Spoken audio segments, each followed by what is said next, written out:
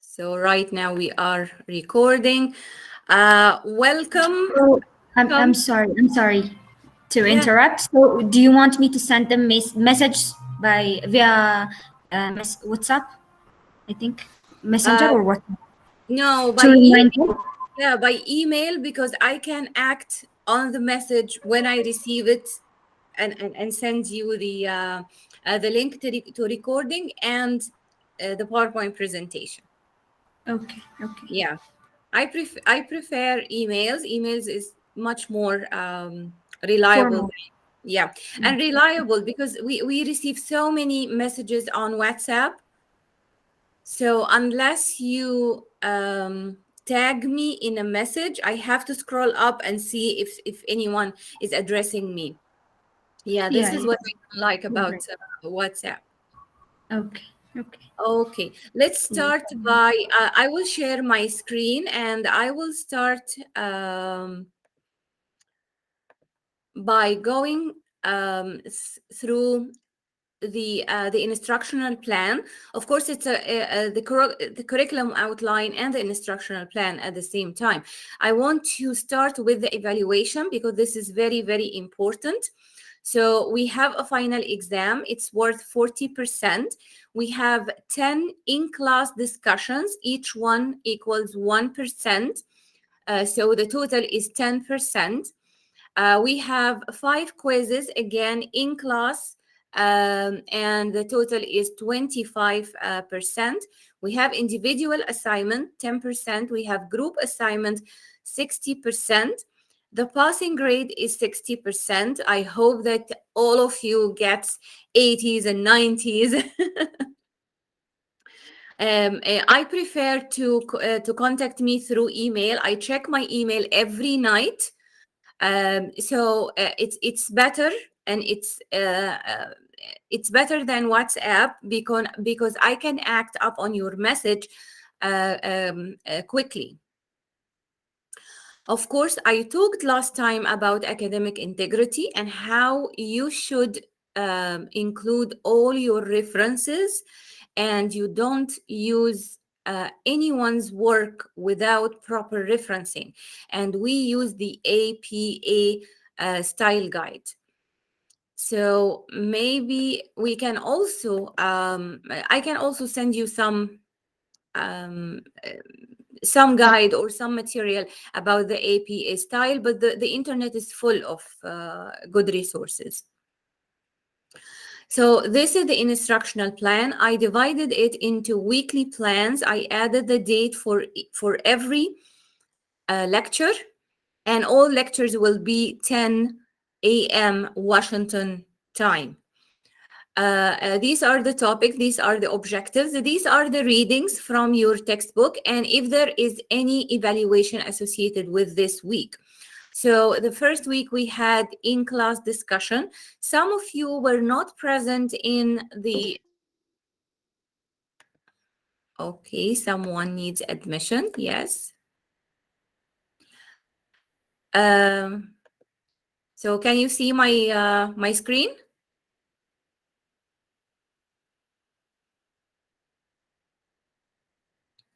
So some of you were not in the course in week 1.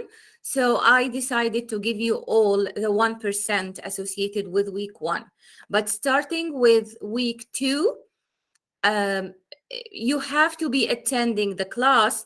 And okay, there's also something very important that I want to share with you, that you have to switch on. Oh, you have to switch on your cameras. Did I deny the attendance of... I think I had another one attending.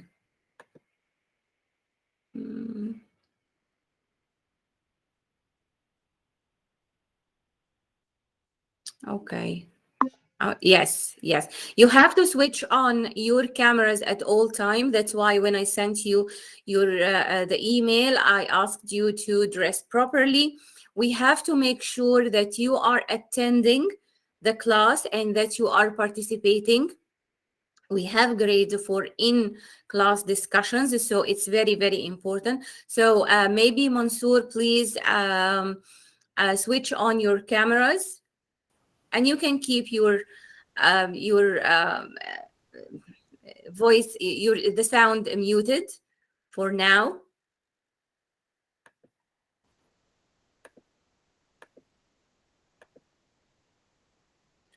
So each week it will be easier for you to know, okay, I need to read these pages. We will have in-class discussions. These are the topics. These are the learning objectives. Some weeks will be heavy, I'm telling you, because we will, for example, this week we will have the quiz, and we will introduce the individual assignment. What do you need to know about your individual assignment? Of course, the due date will be different after a couple of weeks, but we will talk about the assignment. Some weeks we will cover so many topics, so we might have 2 in-class discussions. Okay, and okay, these are all the discussions, the quizzes, the assignments. Oh, I think I did not add the group assignment.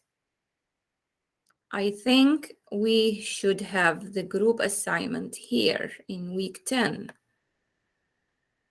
or maybe week 9. So we will have here introduction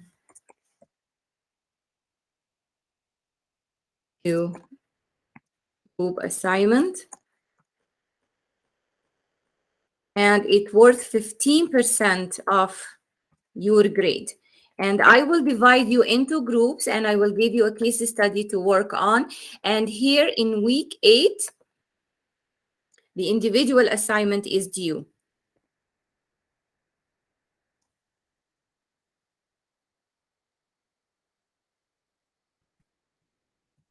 And it worth 10% of your total grade.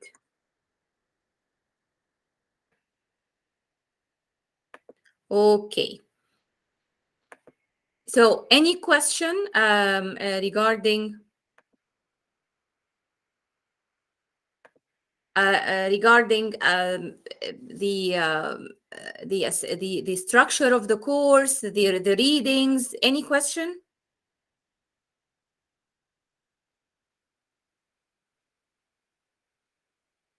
Okay, now I can start working. Okay. I think we have issues.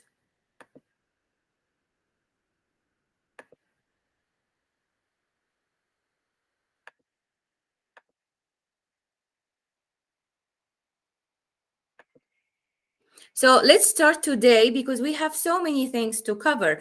We will talk about the structures and frameworks within the context of project management. Last week, we talked about what is a project, and we said that it's a temporary endeavor undertaken to create a unique product or service, or a result, and it's somehow related to what's called a portfolio and program. So companies organize projects into programs, and programs are organized into portfolios. This way, companies can gather projects that use the same resources, or target the same objective or the same strategic goal into groups. It will be easier to facilitate these projects as a group or a program. And again, these programs are organized in portfolios. We also talked about the discipline of project management and how it is the application of the knowledge, the skills, the tools, the techniques that we will learn to project activities to meet the project requirements. We talked about the project manager, and we said that he is a person assigned by the organization or the company to lead a team to work on a specific project and achieve the project objectives. We talked also about the stakeholders and how the stakeholders could be individual, could be groups, could be organization, could be the government, for example, who might affect the project or affected by the project. And I think I told you about what's called the phantom stakeholders, those who perceive themselves part of the project or the decision, but you might think, okay, no, they are not. Hello, hi. Hi, Mansoor.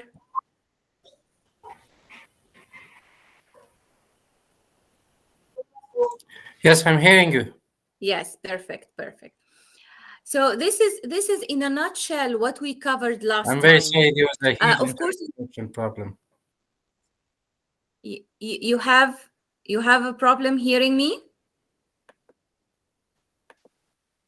You can't hear me? No, not really. I can hear you. Okay. Well, it's okay now. Okay now. Okay. Okay. Maybe the internet connection comes and goes. But this time, last time, we had a storm. So my internet connection was not stable at all. But today, thank God, everything is okay. And anyway, the presentation is recorded, and I will share the recording with you.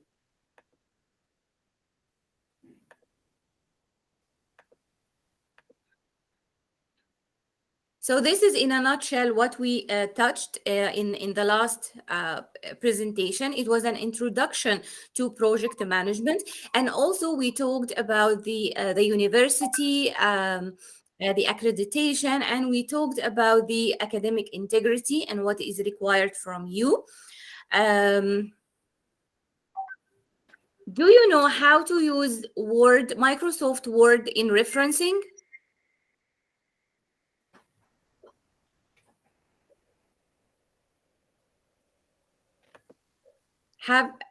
Did you?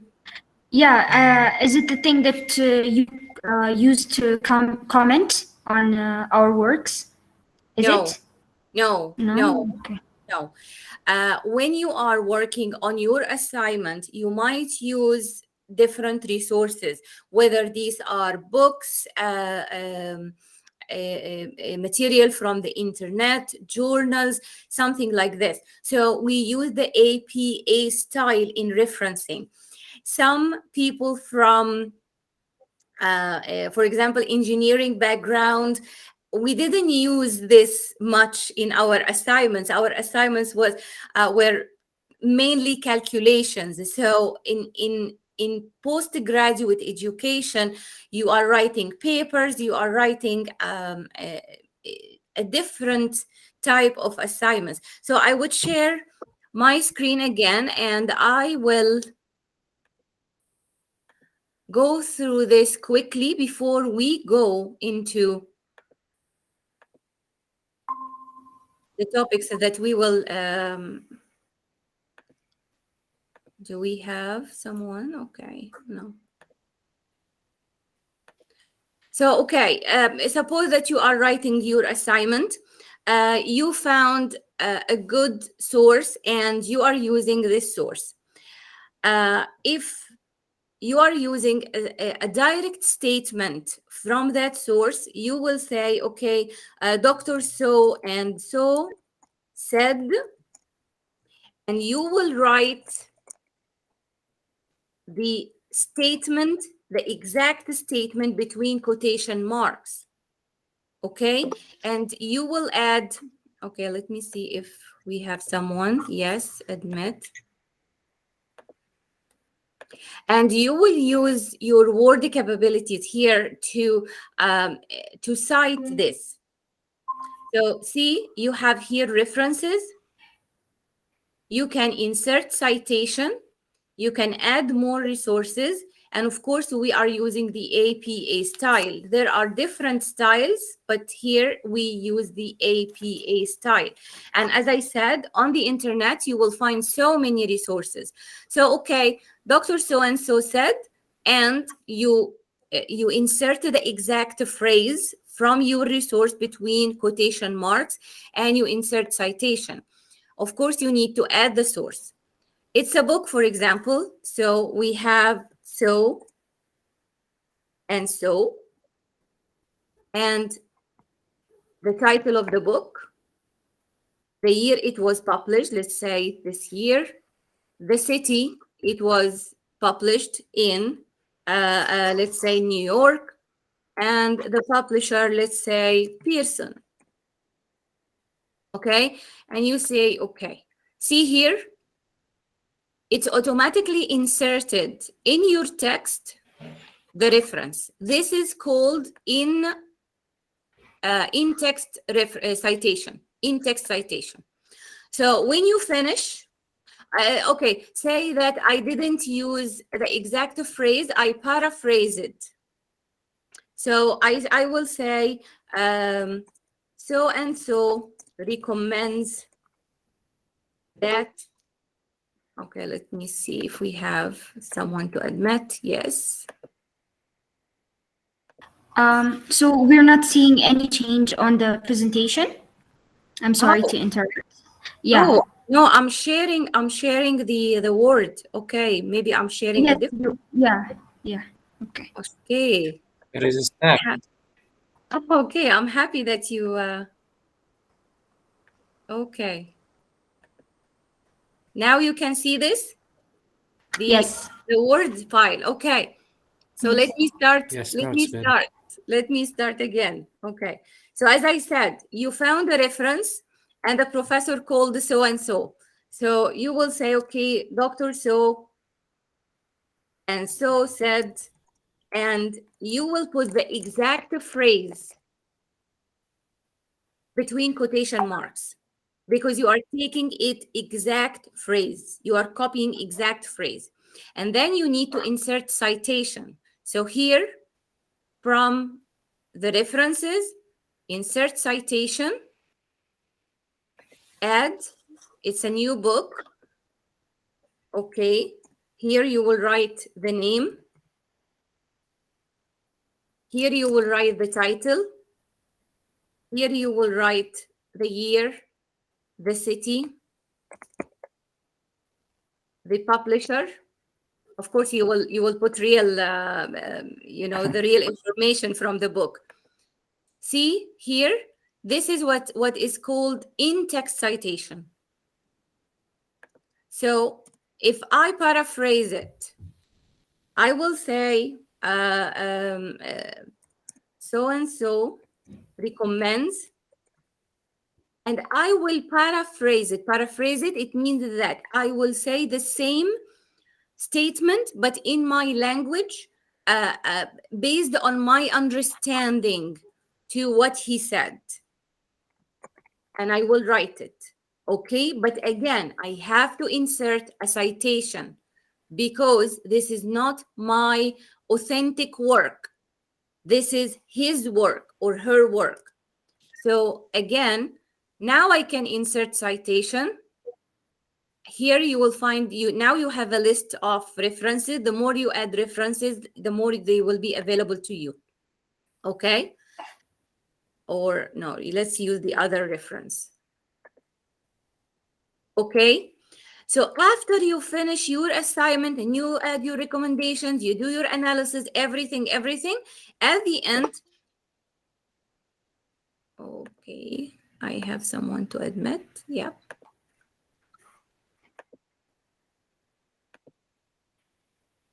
You see me? You see the screen, the Word file?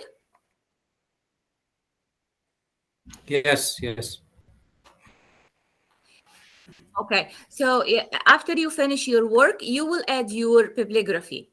So you can add references, work cited, bibliography. So let's add references. See here what happened? Automatically, Word added these references here. And whenever you add a new reference, you go here and you update, and it will add any new reference you add. This is very, very, very important because if you copy a statement from the internet, for example, or from a book or from anywhere, and you don't insert citation, this is called the plagiarism. And last time I talked about plagiarism, but not all of you were here. And we take it seriously because you are master's students. So academic integrity is very, very, very important. And we have tools to detect that if you copied from elsewhere. Okay, suppose that you copied something from the internet. Let's say Dr. Dahlia said, and again, you took it from her blog, for example. So insert citation, add new source, and this time, see, there are so many references here. So for this time, it is a website. So the author is Dahlia Roddy, for example, and the name of the web page, Dahlia blog, and the name of the name of the website, Dahlia blog, it's her blog, and the name of the web page, let's say Advances in Project Management. Okay, and you try to find the year and the month. If you can have it. If you cannot, you can say not available. Okay, but what's important is here also you have to give us when did you access this information. So I accessed last night, for example. So it's 2022 month 01 day 23, and the URL is www.Dahlia blog. This is something in fiction. It's not real. On advances. Okay. See, it added the reference, and here when I update the citation, here is all the information that I inserted. The name of the website, the day that you retrieved it, and the link for this. You can add whatever resources that you need. Okay? Any questions so far? Okay, perfect. So let's go back to our presentation.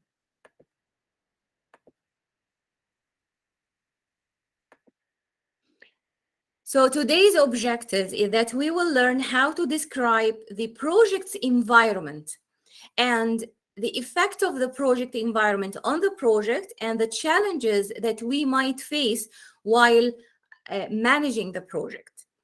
We will also talk about the difference between structure and framework and how we can use a basic framework to identify the components or the elements of the project. We will also talk about complexity and the implication of complexity, whether managerial or structural, on the project itself. So there is a difference between a structure and a framework. Sometimes we use them interchangeably, but this is not right. The structure is something that we customize. So we might have a specific structure for the organization that we are part of, and we customize it for a specific project. And the project management team decides on their approach for this specific project. The framework is that there is something existing. Sometimes you join an organization, especially the governmental organizations, and they have framework for managing their projects. And you use the existing framework that they created as a tool to assist you to manage the project. Okay.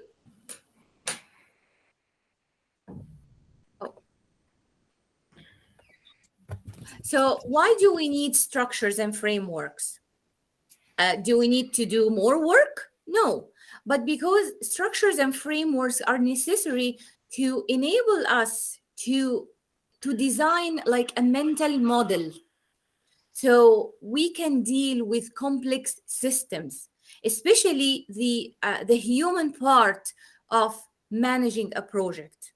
When we have a well-developed structures and framework in place, it will be easier for us to manage our projects and also to deal with the complexity, especially right now. And when we will talk about the project environment and so many factors affecting how we manage our projects, how we deal with our team, how we deal with our stakeholders, you will find there is a degree of complexity that we need to deal with.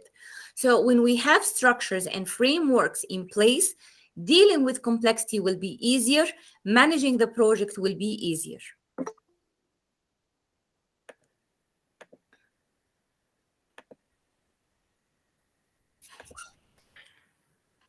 You will find that I'm jumping between two sources here.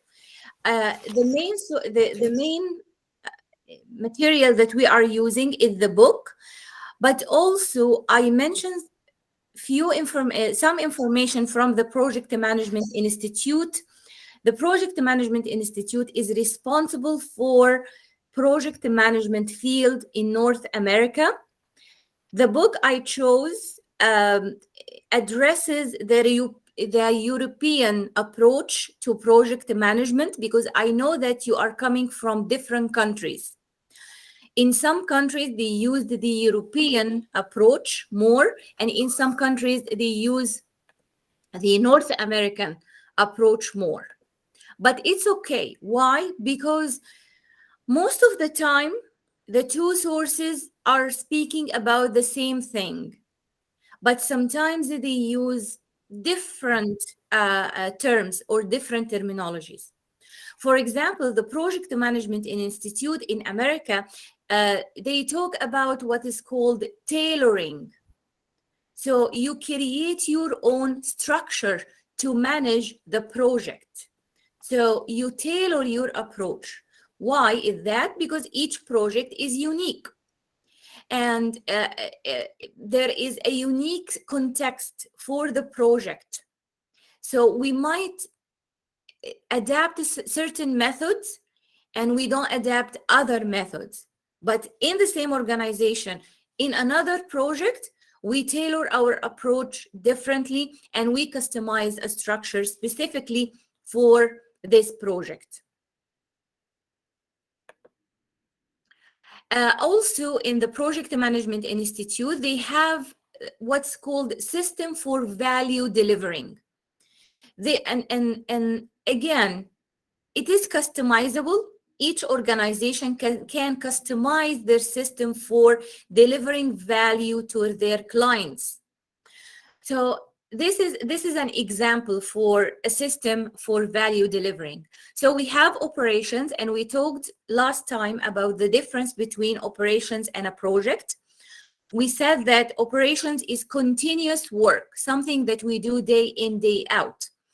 Projects, they have a start date and end date.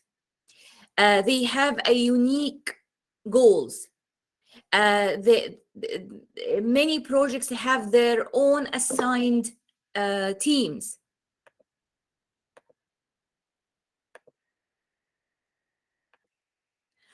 So in this company, they have projects. Of course, they have operations, and on top of the operations, they have projects, and projects are grouped in different programs. So they have program A1, program A2, program B, program N, and each program have some projects. And programs are organized in portfolios. So they have portfolio A, portfolio B, and the rest are not related to a portfolio. And we do this to group projects and programs based on many criteria. For example, I might group these projects because they are related to the same unit, or they are related to the same strategic objective, or they use the same resources. So it will be easier for the organization to manage the way they deliver value. Each project will have project manager, and for different projects, they will have a program manager who's managing all these projects. And for different programs, they will have a portfolio manager. So when you are searching online, make sure that you find resources talks about project management, not investment. Because in the investment and the banking system, they use these names as well. So you might have a portfolio manager, but actually he's not managing projects, he's managing investments. So be careful, because I have seen so many students use resources that's geared toward the investment industry, but because they have this word portfolio, they think it's project management. It's not. So we need now to learn how to describe the context of the project. And what are the tools that can enable us as project managers to understand the project and the context of the project? So I know that we have newcomers. So I am curious to learn, have you ever worked in project management or were assigned to a team that manages project?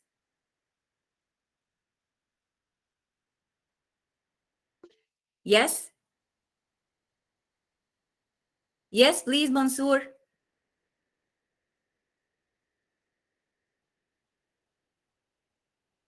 You are muted. I'm very, very sorry. No, it's okay. Hello, everyone, again. Yes, I have worked in a World Bank funded project called VRDP. We had this program working for the women of Afghanistan. So we were a team of, we were the main office was in Kabul, but we had provincial managers which worked for us in provinces. So yeah, we had a different team, and I have worked there since 2018. Mm-hmm. So when you started the project, did you do some analysis, environmental analysis, the context of the project? Well, unfortunately, I was not there in the beginning of the project. So when I came, it was about 3 years of the project was gone already. Mm-hmm. Aliyu, please switch on your cameras. You missed this part of the meeting, but we will forgive you.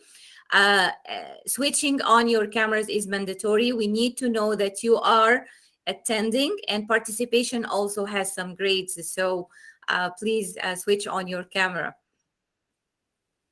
Yes, thank you so much, Mansoor. Yeah, so let's see. What do we need to understand the context of the project? We have what is called high-level frameworks. These are not that detailed frameworks, but these are high-level broad frameworks that can enable us to understand the context of the project. It's the general influences on the organization, the complexity, the level of complexity or the difficulty of this project, the completeness.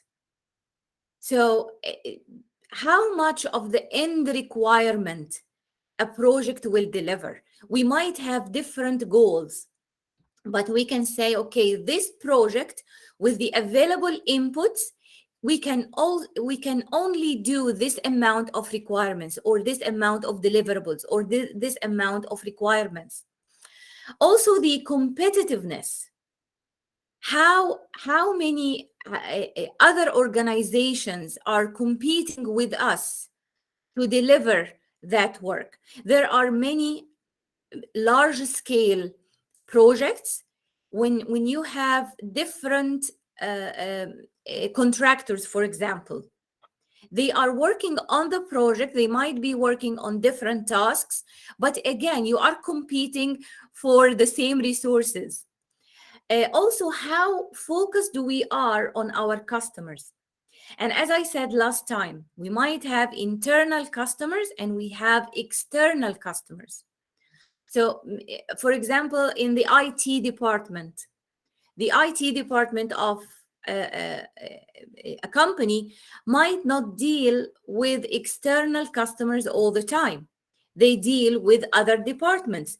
So other departments are their internal customer. So again, what are the needs of our customers or their expectations? Are we meeting these needs and these expectations or not? So the Project Management Institute, they define something called enterprise environmental factors. And here they don't mean environment in meaning of trees and river. No, environment is the outer world that the organization exists in. Or sometimes we have also internal environment. It's what we have inside the organization. These factors could be conditions. We don't have immediate control over. So they talk about external environment here. So when you read the BIM book, for example, or some online resource, and they talk about the enterprise environmental factors, think of the external influences that influence or constrain the project, and you and your team, you don't have immediate control over it. In our book, they talk about internal and external. So we have the project team here is dealing with complexity. They're dealing with external context, maybe factors, political factors, economic factors, social factors, technical factors, legal factors. And also they deal with the completeness of the solution they will give. They talk about competitiveness. Maybe there are other organizations, and maybe within the same organization, several departments are competing for resources. And you will find, for example, human resources downsize the workforce in an organization. Why? Because there are internal competition on resources, so we need to lower our expenses, for example. And here also we have customer focus. Do we understand our customers? Do we know exactly what they need and what they want? And let me here tell you about the expectations and needs of customers. Let me share this with you because I think it's important. When we think of our customers, usually there are three types of needs and expectations. expressed needs. I come to you and I say, I want 1, 2, 3. And also there is latent needs. For example, if I will go and buy a car, I am not going to tell the car dealer I want a car with 4 wheels, right? Why? Because it's part of the product or part of the service. So although I did not express it, but I expect it. I expect to have a car with 4 wheels. But I might say, I need a car with CD player. Maybe I have so many CDs and I want to play my CDs. So this is expressed needs and latent needs and unexpected. Here is the real competition between organizations. The unexpected means that I never expressed this. I never said that I want something like this. But the organization or the company provide this as something extra. We call it the wow factor. So, for example, a gift. Maybe the organization add something extra to the product or the service to create customer loyalty. So in project management, do we really know the needs of our customers? Did we do this customer analysis? We have to do this.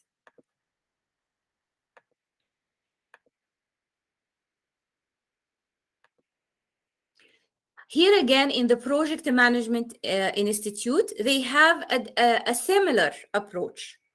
So they have here the internal system for value delivering that we talked about. They have their operations, they have their projects, programs, and portfolios. And this system works within the internal environment of the organization.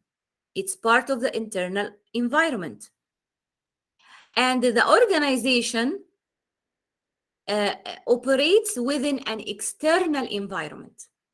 And as project managers, this is how things are complex now. We don't need to focus only on the project that we are dealing with. We need to understand the dependency of our projects and programs and portfolio on the internal environment of the organization and the external environment of the organization. Also, when doing this, the information flows. And we will find that, okay, senior leadership create a strategy. The strategy advises for portfolios, different portfolios. The portfolios, each portfolio has desired outcomes and benefits. And to reach these outcomes, we need programs and projects. And there is some interaction between our projects and the operations of the organization.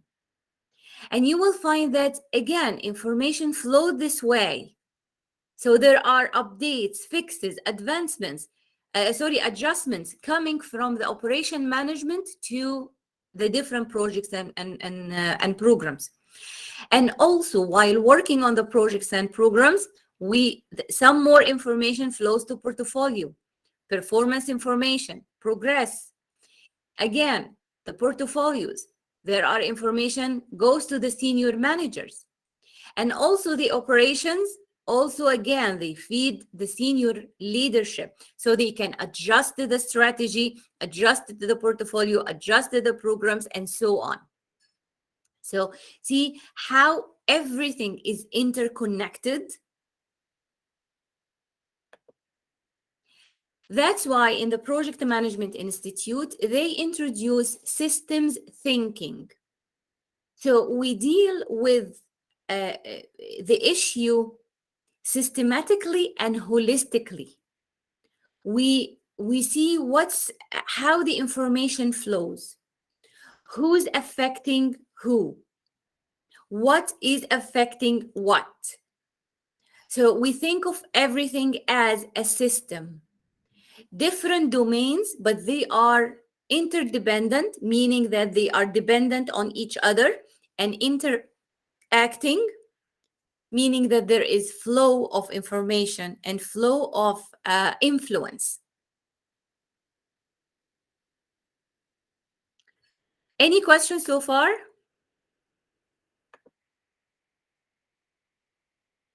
Any comment, any insight? Did you see this in your organization? Asulu, I know that you have some experience in this. Thank you. Sorry for late. Yes, I have a lot of experience, but I think I should know anything right now. Okay. Okay. Wellington, do you have any experience in project management and system thinking that you can share with us?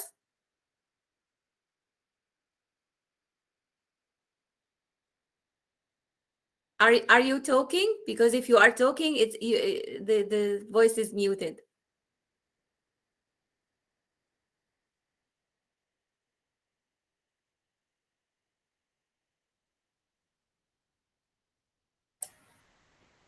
You are muted.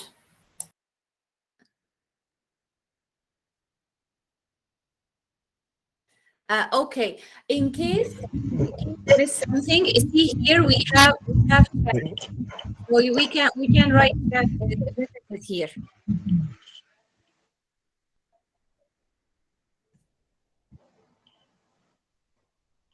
Can you see the chat, the in-call messages?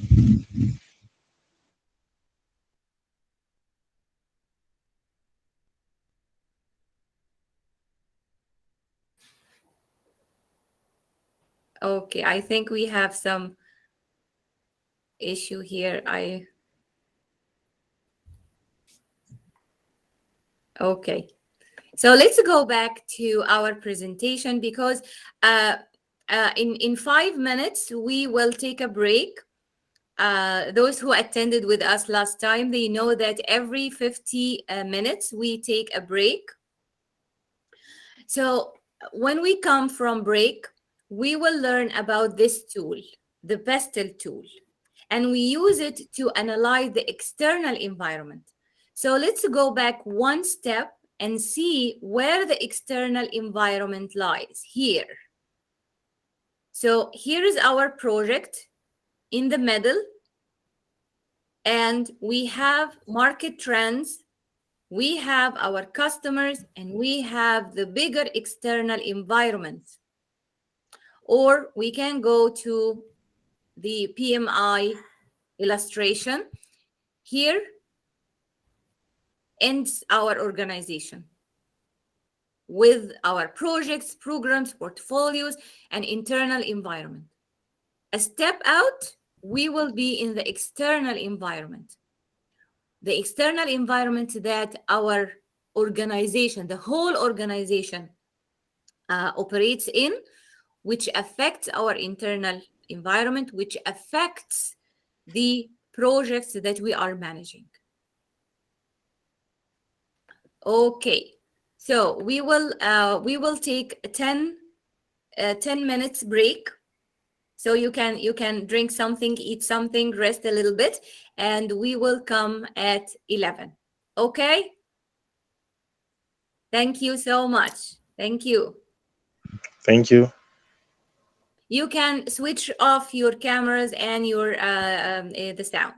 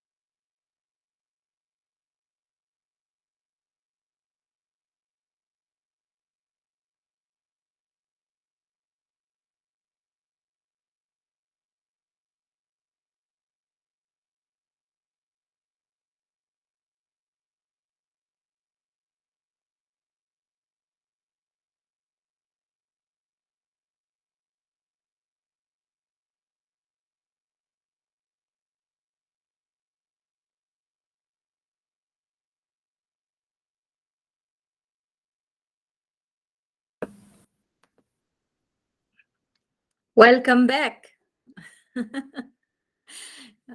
Was it a quick, good break? Welcome back. Yes, Yes, thank you. yeah, I have my trusty tea. Okay, so we were talking about the enterprise environment, and we said we have our internal environment and external environment. How to analyze all the information coming from our external environment? So we have a tool here, and it is very common in the business world. In the last few years, they found that project managers need to study many things related to business and business management to be able to function effectively within organizations. And that's why when they changed the BIM book, it's like the Bible of project management, and you will find that every institution have a similar book. Japan, they have also a project management institute. They have their guidelines and things, the European. And it depends on where you are and which approach you are using. The terminology might be different. For example, methodologies in the North America, we have traditional approaches and adaptable approaches. If you see the European, how they call it formal approaches and informal approaches. I was lucky to work in different organizations and in different projects that sometimes we adapt to the North American way, sometimes we adapt the European way. So don't get confused. Just know that the similarities between the definitions, and you can juggle your way. So back to the environment, how we can analyze and make sense of the bigger environment, the macro environment that our project works in. So let's see this tool together.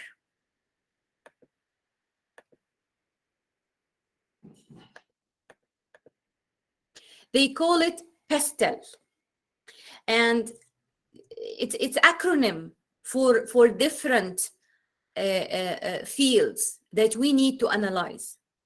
The political influence.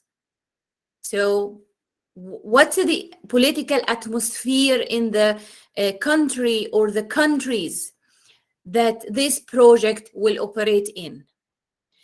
What's in the political arena will affect our project. The economic.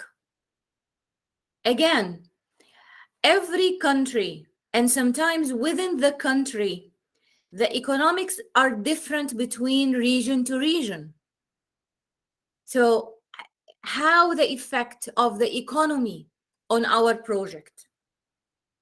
And I will give you some examples. The social norms, the culture, how do we communicate? And again, I will give you some examples for this.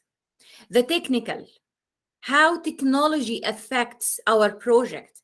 Are there advances in the project, in the technology that can affect the project? Are there technology that are obsoleting? Also, again, the environment. Here we talk about the real environment.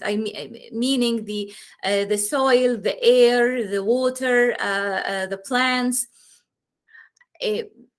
Are there any impact of this project on the physical environment in this place? Are there any mandates that we have to follow? What's our corporate social responsibility towards the environment? And the last one is legal. So are there any laws or regulations that can affect our project? An example here, for example, the intellectual property. If the team is working on, for example, software, Who owns the intellectual property? Are there any rules and regulations from the government that we have to comply with? If there is a dispute, for example, between the company and the suppliers, what are the legal actions that we can have? What are the legal pressures on the project? So we ask questions in these different domains so we can understand the environment that the organization works in and the influences that might affect our project.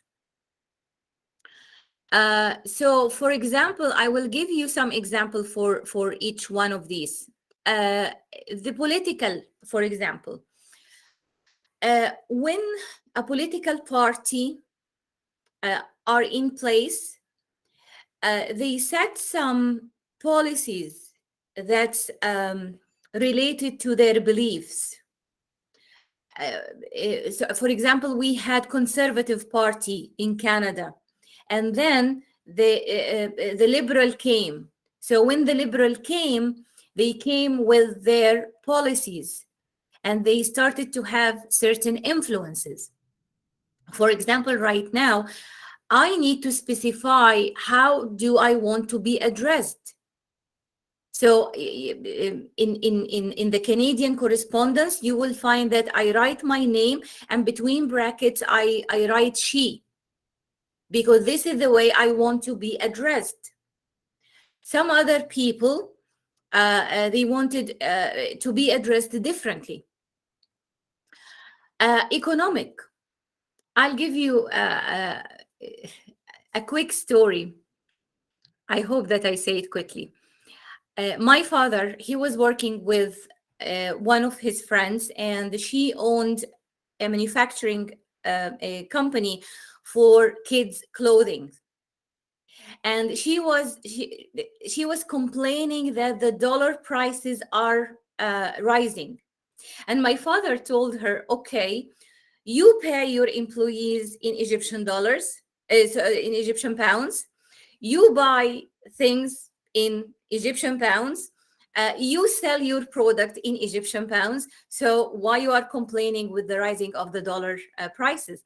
She told him that they buy needles, and these needles are exported. And because of the rise in the dollar prices, the needles are higher. The prices of the needles are higher. So my father asked her, okay, why don't you switch to a local product? She said, we tried, but they break easily, and it made the cost higher. So see, this is a direct economic influence on her business and the projects she carried. So you might have suppliers, and you set the price a certain way, and the supplier comes to you and they say, oh, no, this is too little, I have to raise the prices. Okay, as a project manager, you have a budget. Now you cannot work within this budget. See how this affects your project. What else? Yeah, the social norms. For example, if in some countries, the concept of time is different. Here in North America, when we say that we will meet at 10, it means that we will meet at 10. In other places, when we say we will meet at 10, it means that we might meet at 10:15, 10:20, 10:30, or maybe 11. So the concept of time is different. For example, here, the social norm in North America, if I'm late, I will just come and I easily say, sorry, I'm late. That's it. In other countries, I have to have a solid excuse. My mother-in-law died and I had to spend time with the family and do this and do that. So see how the social norms affects the dynamics between people. So we need to understand this. In some countries, it's very informal. So, for example, when I was studying for my master's, all my professors were wearing shorts, t-shirts.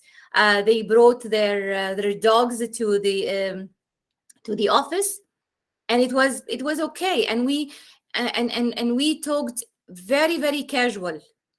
In some other places, no, we have to be formal or strict, and there is a certain hierarchy, social hierarchy, that we have to respect. What else? 1, 2, 3, 4. Yeah, the fourth thing is technical. So we are using technology. We are using certain tools. When I started my career, 25 years now, we had updates for our software, different software, but not as frequent as today. Today, the updates are tremendous, and there are so many tools. So when we will talk about the project management tools, software, you will find there are hundreds. When I started, we only had Microsoft Projects and Primavera, only 2 software, and that's it. Right now, no. I sometimes work on a project with a client, and they are using certain software. The same week, I'm working with another project, and we are using different tools. Environmental. You will see that people now and customers are more environmentally conscious. But again, this is different from place to place. So, do you have McDonald's in your country? Did you go to McDonald's? No? Yes, I have been, but not in Afghanistan. Okay. Where did you go to McDonald's? I went have in to Nigeria. India. You went in India. Okay. Yes. Only in India or another place? No, only India. So we don't have McDonald's in Ethiopia, but I went in Thailand, In Thailand. Bangkok. Yeah. Okay. I only ate ice cream though. Yeah. In McDonald's, you will see that there are differences. I went to McDonald's in different places. In outside North America, you will find the colors are red and yellow. Here in North America, the last 5 years, we are switching to more earthy tones, green, the leaves. Why? Because customers are health conscious and environmental conscious. We want healthier food. That's why you will find so many salads, smoothies, for example. They say, okay, we use recyclable paper. We use, for example, in Starbucks, we use ethically sourced coffee or coffee beans. Why? Because customers are pushing for more health conscious, environmental conscious, and companies start to do this. So you will be working on your project, and the company will tell you, okay, we have to stick to sustainable ingredients, for example, or material. So you have to search for suppliers that supply you with sustainable ingredients. This might affect your prices. This might affect your budget. This might affect the timeline because the supplier is very far and it takes longer to get the material or the ingredients. So see how it is coming to a full circle. The last one is legal. And when you are managing your project, you have to see, are there legal rules, legal regulations that I have to comply with? And it might be different from project to project. So you need to do this analysis before you start your project. And what we call this analysis?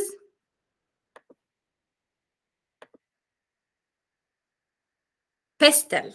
PESTEL? Yes. PESTEL. And it stands for Political, Economic, Social, Technical, Environmental, Legal Analysis.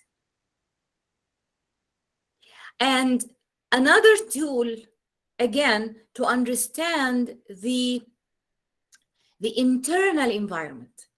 We were studying the external environment. How about our internal environment?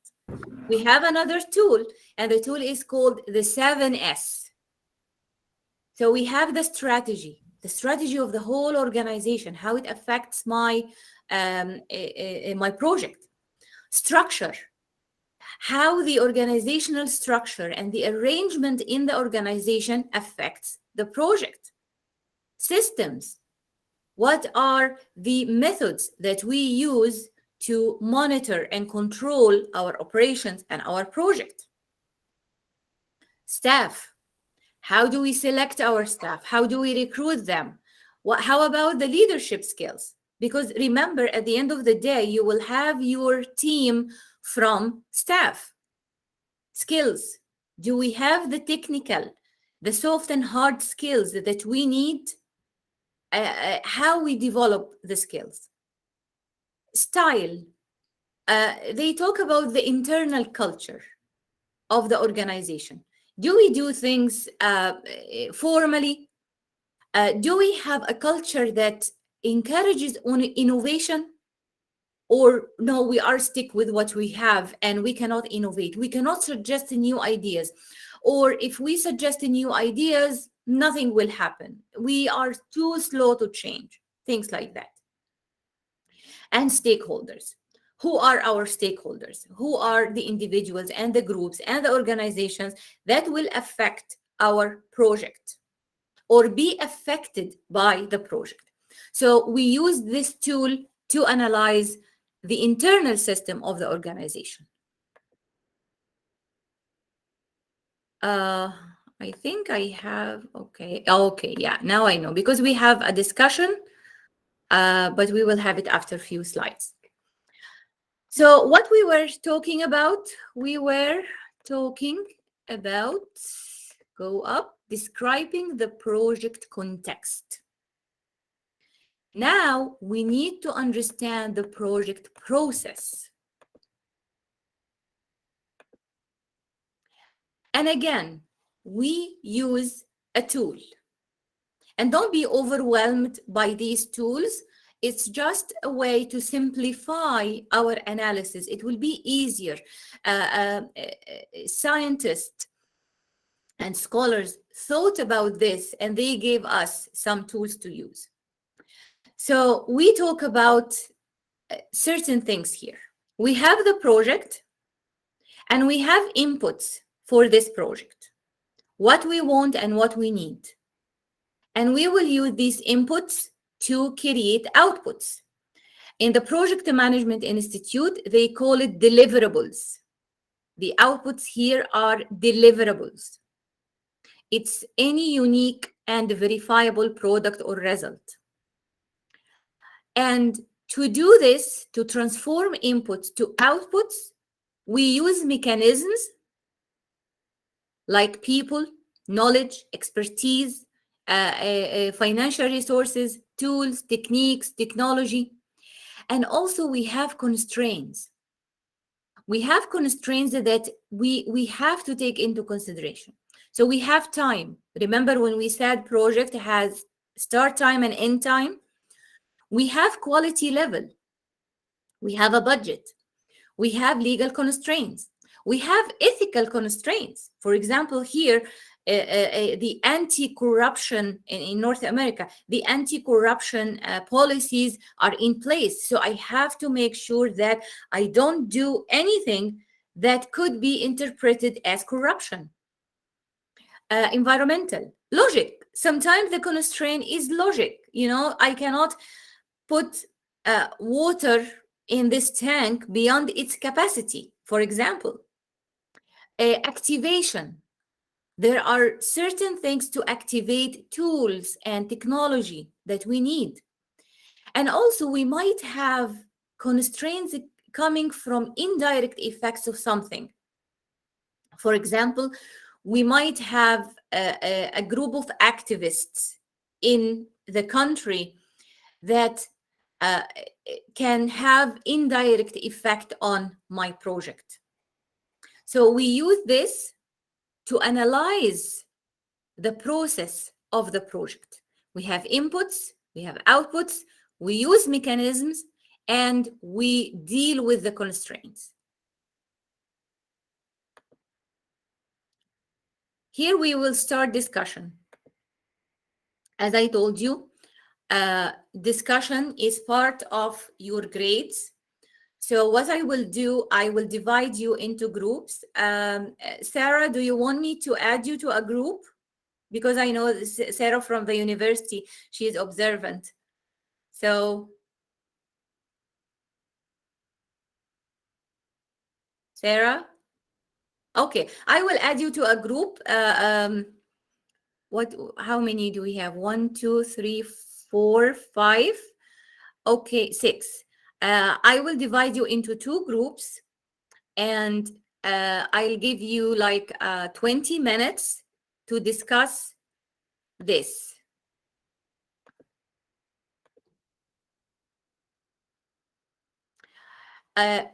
Choose a project.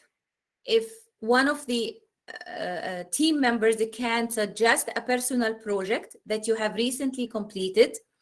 And for this project, identify the inputs, outputs, constraints, and mechanisms for the project. And what is the importance of defining the nature of constraints on the project prior before starting working on it? When we go into groups, I will leave this screen so you can go and see it. But in a nutshell, you need to apply the Icom tool model. Can you share, please, the slide with Icom model? Yes. So, mhm.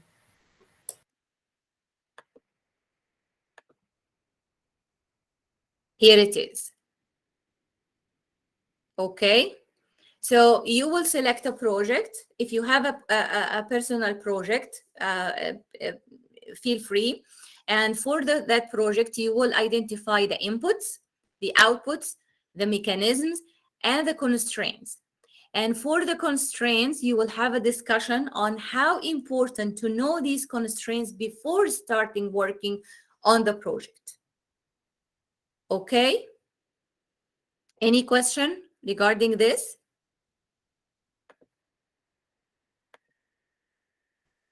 Okay. So let's go into the breakout rooms.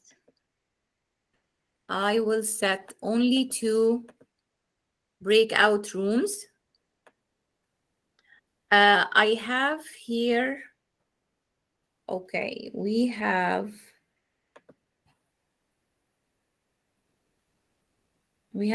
here some people who are not online. I don't know why. Okay, in the first breakout room, we have Aliyu, we have Rudas, and we have Sarah. If Sarah doesn't work with you, it's okay, don't worry. In the second breakout room, we have Isulu, Mansour, and Wellington. Okay, so I will open the rooms now.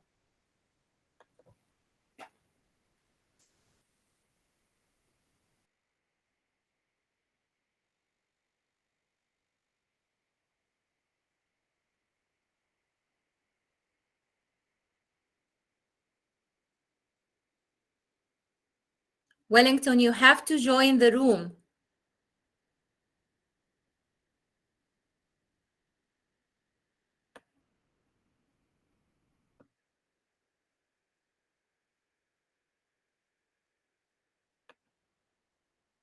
Wellington.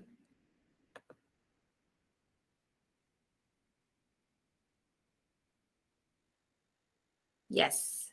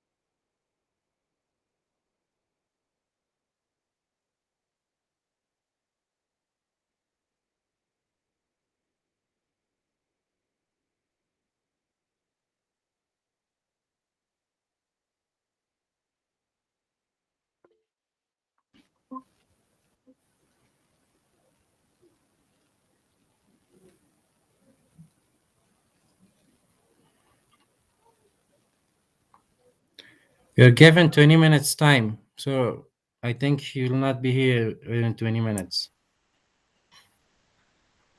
Okay, let's wait.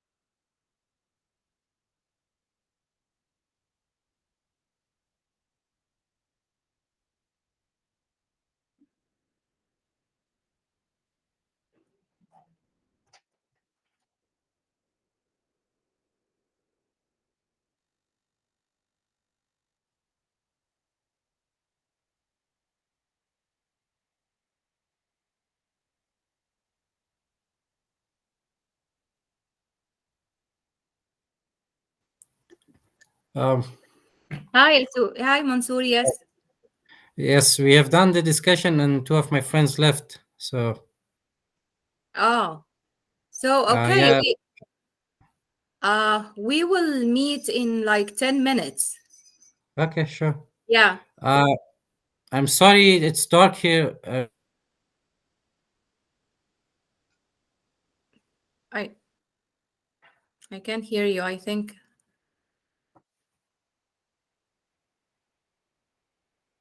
I think.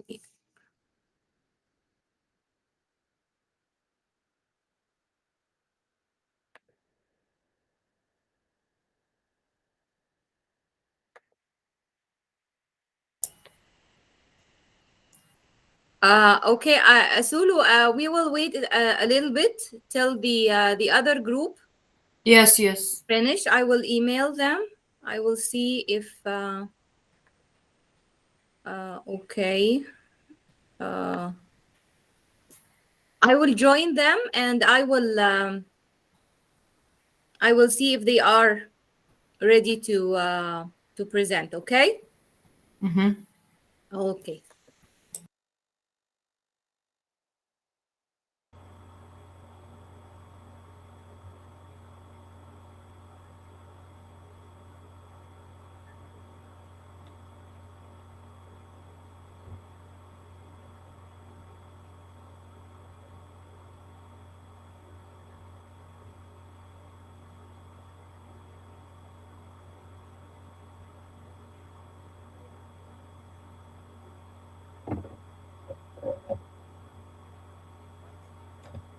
Good.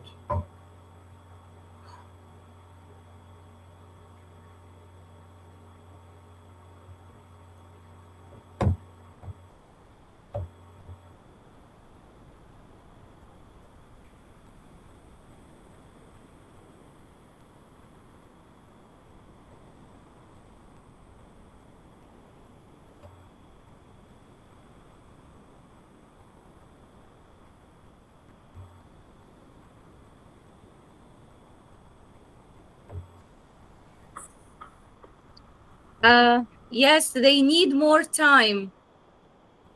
They need like 10 minutes. So we will come at 11 46, 45, let's say. Okay? Okay, okay. Okay.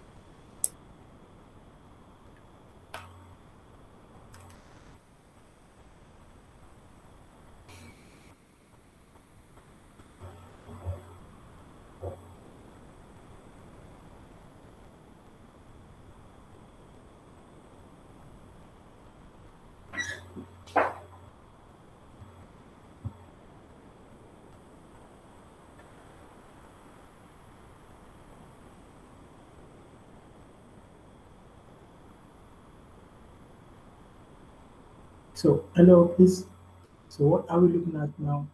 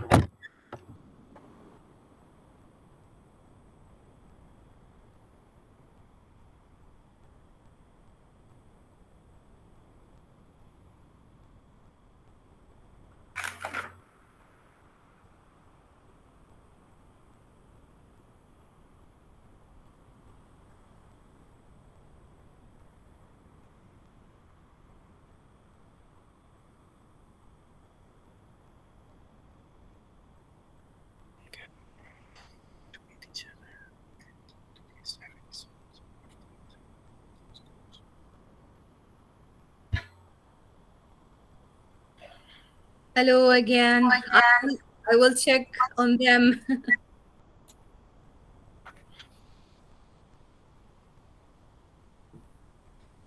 Hello.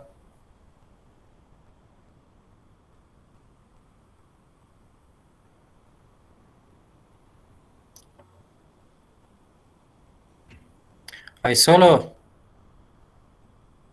Are you from Kazakhstan? Yes, Kazakhstan. Okay, that's great. Nice to meet you. Thank you. Me too.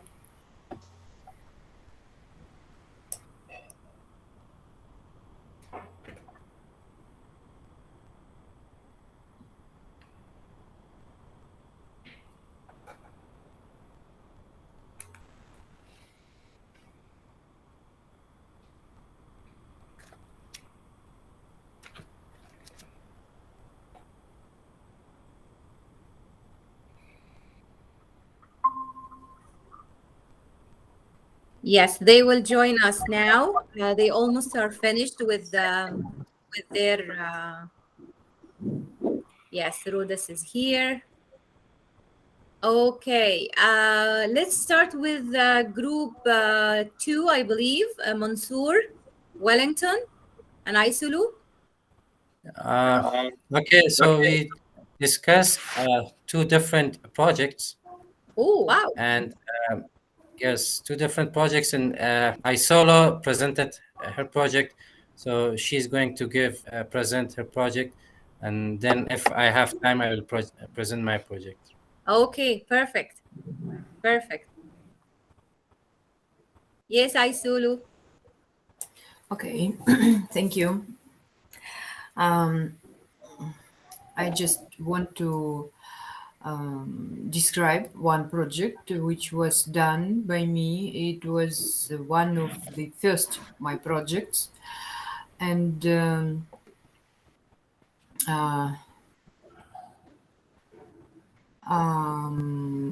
it was given for me not as a project. It was given for me as just a task. Mm. You should make this. Mm. And the task was to create the local pharmacovigilance system, which complies with the European pharmacovigilance system. And we have no local regulation on this topic. Mm. And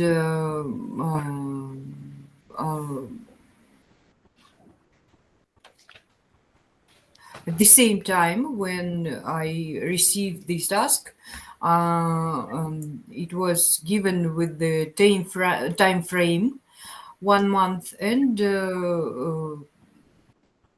I have, as a medical head of medical department, I have two peoples in subordinate medical advisors, which was experienced in the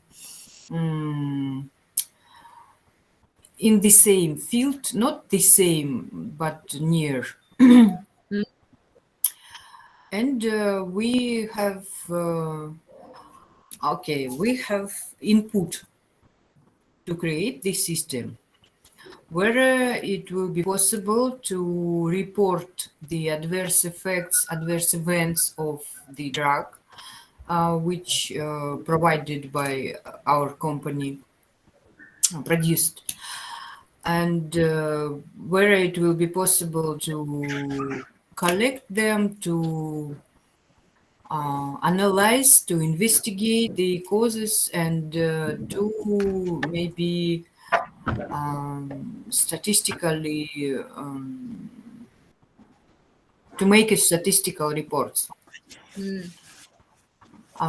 So again, by turn to the local constraints, there was the following. First of all, the one and only available regulation in this frame was in English. European law, and it yes, the second constraint again, and of course, it was the first constraint. Actually, it was a time, 1 month. 1 month, yeah. Yes, and of course, this system should be high quality, with low costs. In your case, almost no cost. Although you have the Yes, senior, yes, yeah, yes, but yes. you were not paid extra. Yes, no pay, Yeah. no payment. And I was ordered, asked of my to my line manager, to provide me one translator to enforce this process. And working together by 4 peoples, we create the system which was implementable accordingly local legal documents, ethical requirements,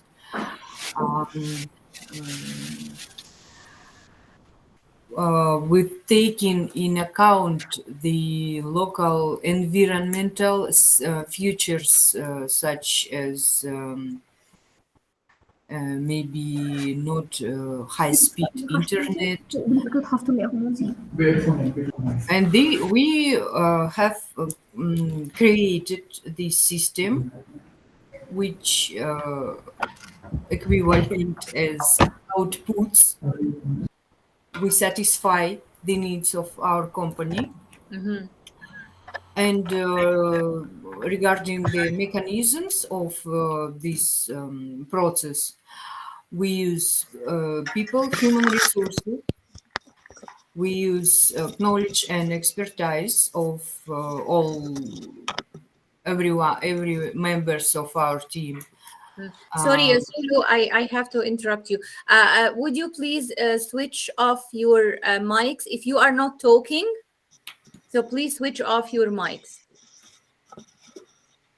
because sometimes it makes echo. Yes, please continue. Sorry. Thank you. So we have not used any extra financial resources. We have used only local available resources and technologies and techniques. Thank you so much. I see that you had here constraints, of course, at the time, the quality was the highest, and you had some legal, because you had to comply to the EU policies, and you even used their guidelines because you didn't have your local guidelines. Yeah. And you had also constraint about the language. Yes. The output should be in English. That's why when you were thinking of mechanisms, you asked for a translator to be part of your team. Yeah. Thank you so much. Thank you so much. Thank you. Mansoor, are you ready to share your project? Yes. Yes, please. So I would like to talk about an enormous project, which was a national project in Afghanistan. It was a World Bank funded project, which I mentioned earlier. I worked in there. So it was called WeRDP. The project aim was to empower women, especially those women in rural areas. So the input was that we would create groups in rural areas where women could meet and provide their savings. So the women would meet and provide their savings and collect the money. It was basically a local banking system. So after a time frame, after they are matured, those groups are matured. So the program would help them financially and provide them some more money, so they could start their business. And this was the aim of the project and the input. So, and going to the constraints was it's very unfortunate to say, but it was the armed opposition groups, Taliban. They would not allow such a project to operate in rural areas. They would not allow empowerment of women in Afghanistan. So that was a huge constraint in our program, and which would lie between the legal or culture or environmental aspect. Yes. So Political, yes, actually. Yeah, remember? yes, Political. yes, a political constraint. And the output was that the women could participate, and after they started their business, they could participate in well-being of the economy of Afghanistan. They could develop the economy of Afghanistan. So as we know that women are half of the population, so they could improve the economy, and that was the output. So about the mechanism, I'm not very sure about the mechanism, which mechanism would For should I share? example, the team members, the skills, the soft skills and the hard skills of the team members. This is one of the mechanisms. Their knowledge, their expertise, the budget that was set to you. Do you have financial resources to finance this project or not? What else? Yeah, the tools. Maybe you had, because it was something banking, so maybe you had a certain software that you worked with, or certain platform, maybe online platform, or maybe something to reach out to these women. So think of the tools that you used to develop this project. Okay, so the financial resource was as I said, that it was it was provided by World Bank, and the expertise, and so we had someone called TTL, a task team leader from World Bank, that they would advise, or they could monitor our operation, and they could advise the program to operate in the language of project management, we sometimes call them sponsor. Yes, so the they sponsor. were the sponsor of the project. Yes, they were the sponsor of the project. And we didn't use actually any technology. It was just simple laptops and internet connection, which we communicated through internet with the regional managers that we had in different regions of Afghanistan.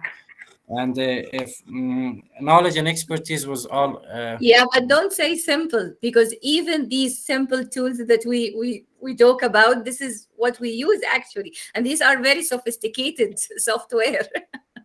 okay, I mean, yeah, sure. Yes. Nothing special for this project. I'm sorry? You mean nothing special for this project? No, everything was special. Okay. Yes. Yeah. Okay. Thank you so much. And I might contact you for this empowerment of women, because in the University of Windsor, we started to create applied research centers. And I am the vice president for applied research and quality. And under the umbrella of applied research, we have different research centers. One of them is executive leadership, and we have a program for especially for women. We have another center for sustainability, and we have another center for business innovation.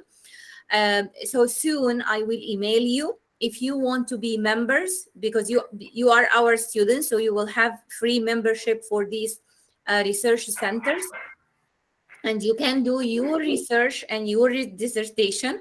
So you will meet me again at the end of of your study when we will talk about research. And you can have your research under the umbrella of these research centers. But again, soon. It's just I'm giving you heads up. Okay, thank you. Thank you so much. Thank you so much. Group 2, can you, or group 1, actually, group 1. Rudis and Aliyu? Yes, Miss. Yes. So Aliyu, do you want to share or you want me to present it? So I will go ahead and present it. So the project was, I'm an architect, so it's a project I've been involved in. So the project was a residential house. Mm-hmm. So the inputs were the client's wants. One of it was the client's wants, and we needed some information about the site so that we. It was actually redesign. We were there to redesign the project. We didn't start it from scratch, so yeah. So we needed information about the site, the natural environmental information like wind, sun information, soil information. So those were the inputs, and the outputs, the deliverables were. We didn't satisfy the needs of the client because of different constraints. So we didn't have time. The constraints was, one of the constraints was time. So we didn't have enough time to deliver the project because as I've told you, the project was already built. So we were there to redesign it. So the project also had a quality constraint. So it was not built as having a good quality. So we had that problem too. We also had legal restrictions because in Ethiopia we design a project and then the project has to be confirmed by the government so that it can be built. So but then in this case the project was already started without getting a confirmation from the government. So the government denied it in the middle. So we were working so that we can get that confirmation. So the problem was we were not able to get that confirmation. And yeah, so we didn't satisfy the needs of the client. We didn't have cost problems because the client was covering it. We had this contract for our designs, and then he would pay us some money, so we didn't have that problem. Yeah, so the mechanisms are people. People were, for example, laborers, the ones that work in the construction were involved. So architects were involved, contractors that manage the project were involved. So knowledge and expertise. I think this is related with, for example, architects use tools, Revit, for example, software, different softwares in the office, and outside of the office, we used meters to measure from one corner to the other, and some other materials. Okay, so I think I've mentioned the technology. Yes. And yeah, so yeah, financial resource, as I've told you, it was contractual, so we didn't face any problems and we had the money. except I was the one who was visiting the site, so I had a bit problem with transport and stuff. That was not included in the contract. Yeah, that's about it. Well, actually, your project is a very, very good example of why it is important to study the constraints thoroughly and in enough time before starting the project, because you are dealing with a pre-built project and you were doing a redesign. You faced some issues with the legal aspect. You didn't get the approval, and this hindered the continuation of the project. Yeah. It did. Yeah. So thank you so much. These were very, very important projects and good, really, really good examples. Thank you so much. So let's move, because we are almost halfway. So project life cycle. Again, you will find the Project Management Institute defines the project management life cycle with certain stages. In your book, you will find they define it in different terms, but you can see how they are so similar. So the Project Management Institute, they have these basic stages. The first stage is the initiation. When the project is just an idea, would you please switch off your mics? Yeah. So the initiation phase, it's very early, but it's very, very important. When the project is just an idea, we need to brainstorm the idea, maybe get sense of it is doable or not. Is it feasible or not? Sometimes we do, in business terms, we do something called business case or feasibility study. Please switch off your mics. I think Wellington, could you please mute?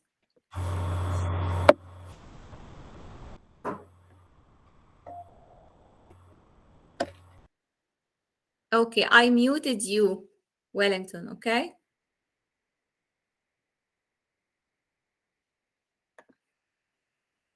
After we finish the initiation phase, we create a business case, we create a feasibility study, we go to the next stage, planning of the actual project.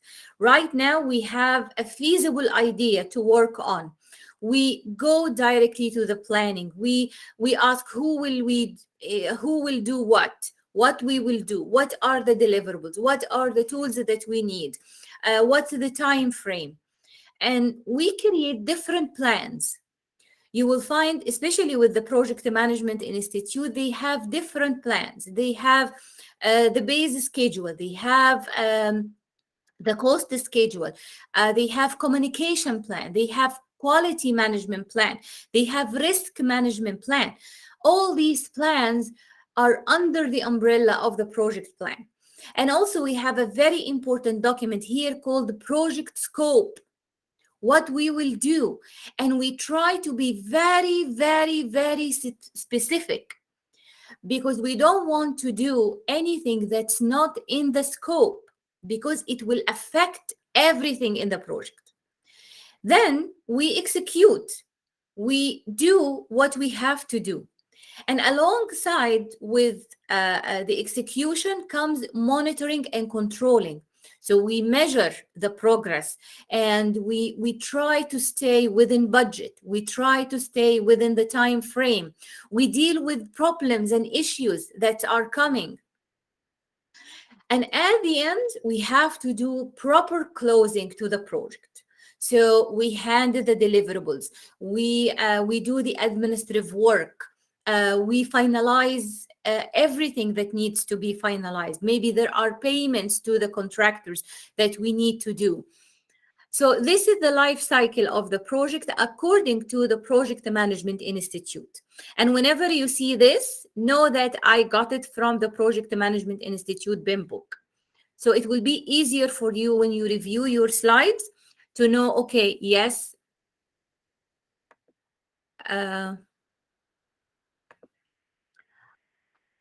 okay. Yes, this is according to the Project Management Institute.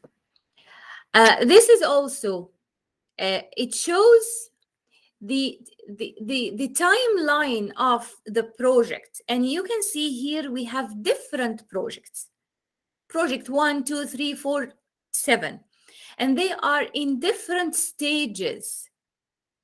So, for example, project 1, it's still in the initial creation, you know, it's still in the introduction phase.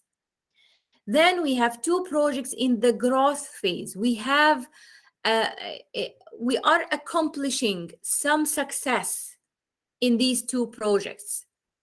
And then these projects are maturing, you know, no, we are about to finalize. We are about to finalize these projects. And then we have a project in the retirement stage, or, okay, we almost finished it, or we are not in need for this. And again, as I said, projects are working, are grouped in programs, and programs are grouped in portfolio. And we have governance here to monitor the each project and how we are performing in this. In your book, you will find that they divided it into 4 phases. The first one is define it. Could be the initiation and planning phase. Here, or the initiation phase actually. And here the output is brief. They call it the brief. In North America, we call it business case or feasibility study. Then the plan. So they have the proposal. Here we have different plans. Then we execute it. And once we execute it, we have some outcome. So we revise, we fine tune, we refine. And then there are outputs. And in the finalization, we study lesson learned. Okay, we finalized this project. What did we learn? Are there some problems that we can prevent in the future projects? Did we do well?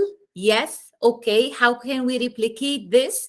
Again, we didn't do well. Okay, what went wrong? How we can avoid this in the future?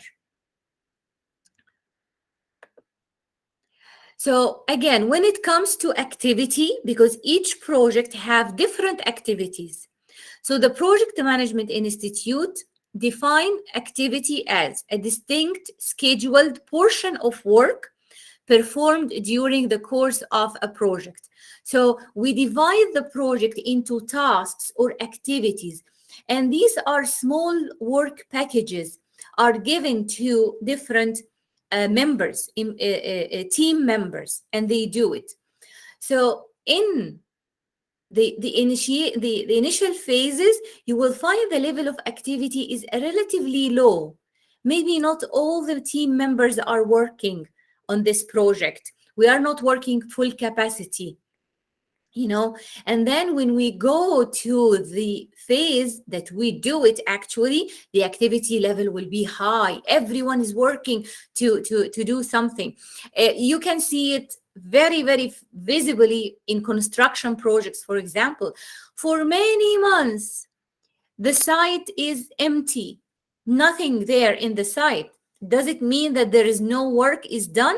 No, it's done, but in the office they are designing it, they are defining it, and then suddenly for several months there is huge action in the site, and contractors are coming and going, and workers and everything.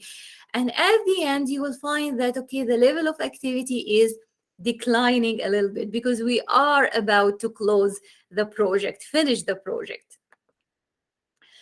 Again, for the expenditure, you will see that in the initial phases of the project, we don't spend as much. And then the expenditure rise and rise and rise until we reach the full cost or budget of the project at the end of the project. Any questions so far?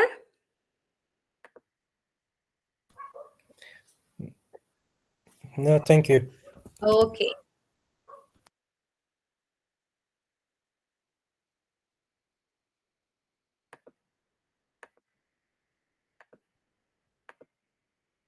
So now we have to think of the challenges we might face in managing a project.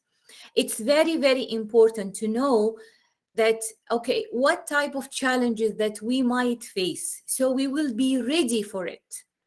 And there is a huge portion of project management is related to risk management, for example, and we might be talking about the complexity of the project. Of course, we will go back to these concepts again in detail in the coming weeks.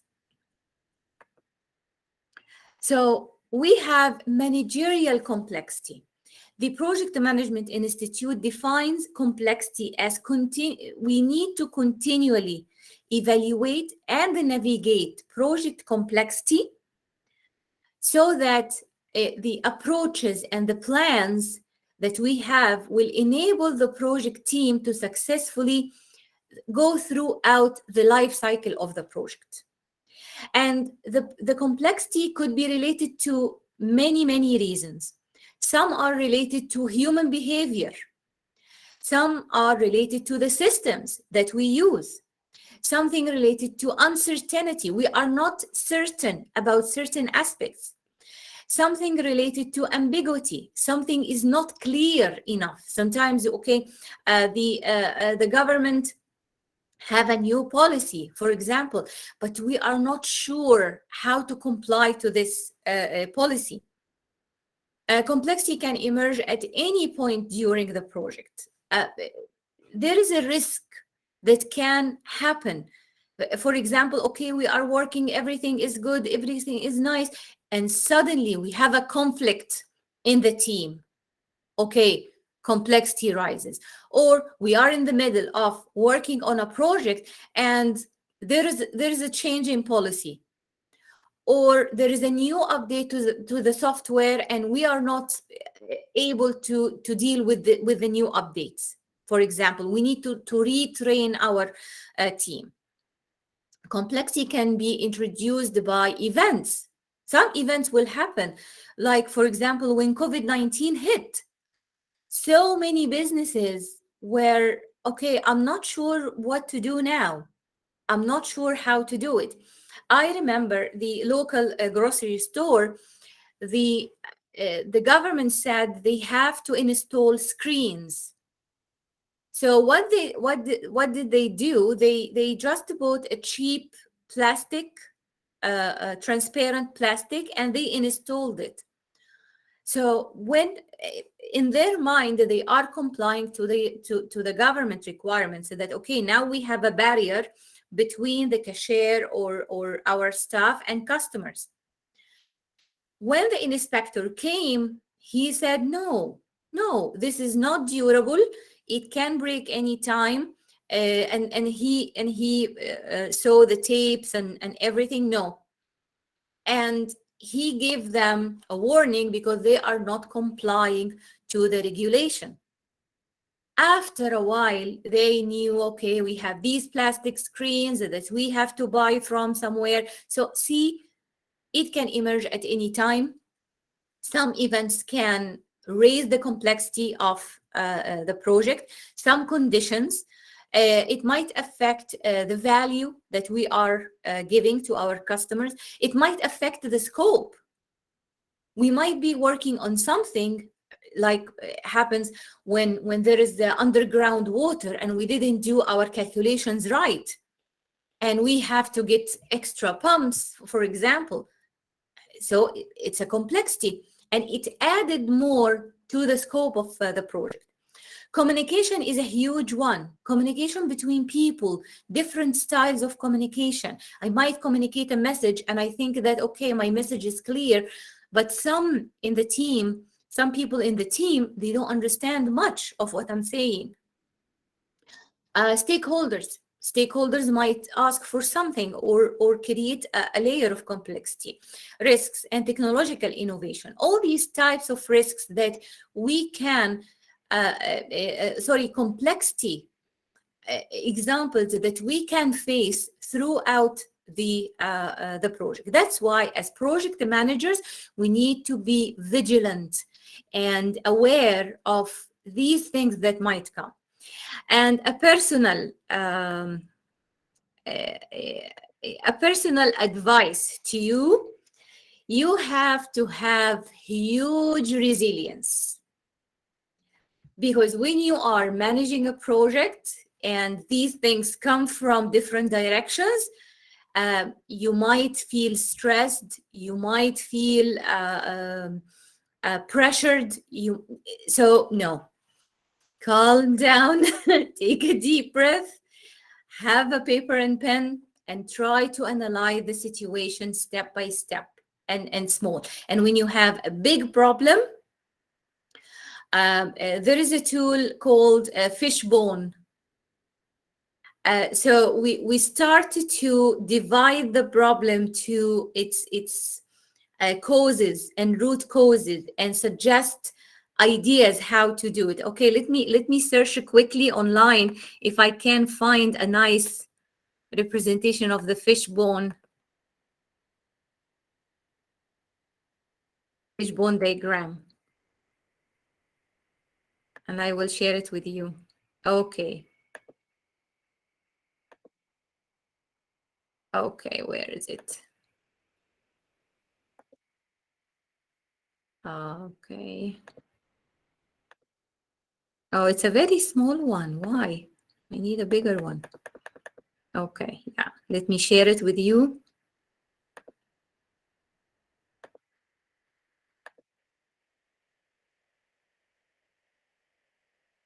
Where is it?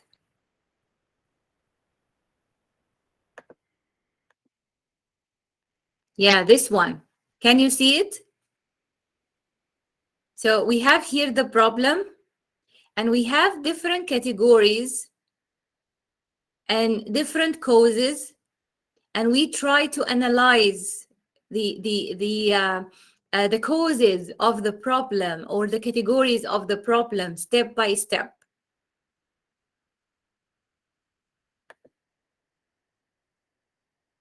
So let's go back to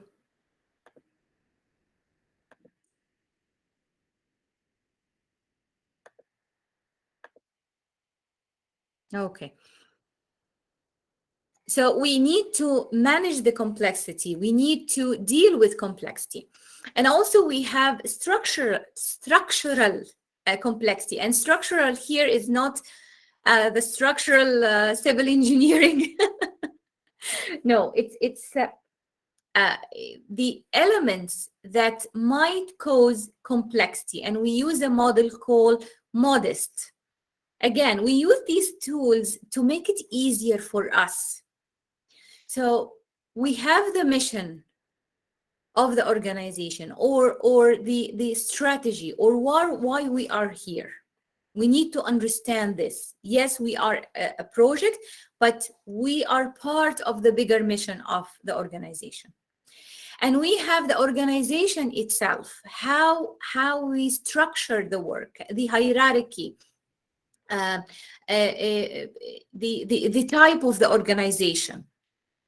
And we have the delivery, what we are delivering, how we deliver the project, what are the inputs, what's the complexity of the inputs that we are delivering. We have also the stakeholders, the people and groups and organizations that we deal with that might affect our project. For example, in countries where the corruption is very high, we need to take into consideration how we can deal with these groups that will affect the project. Also, complexity from the team and the interaction. And it's not only about communication. Sometimes we lack certain skill or expertise in our team members. Remember when Aisulu gave the example of she needed a translator in her team. So we use this model to analyze the complexity of the project. And we have a tool here, okay, and we ask some questions.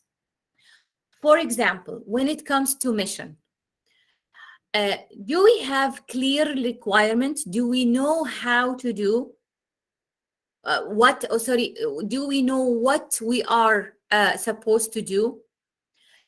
Another example, large scale, high value, high importance, high urgency.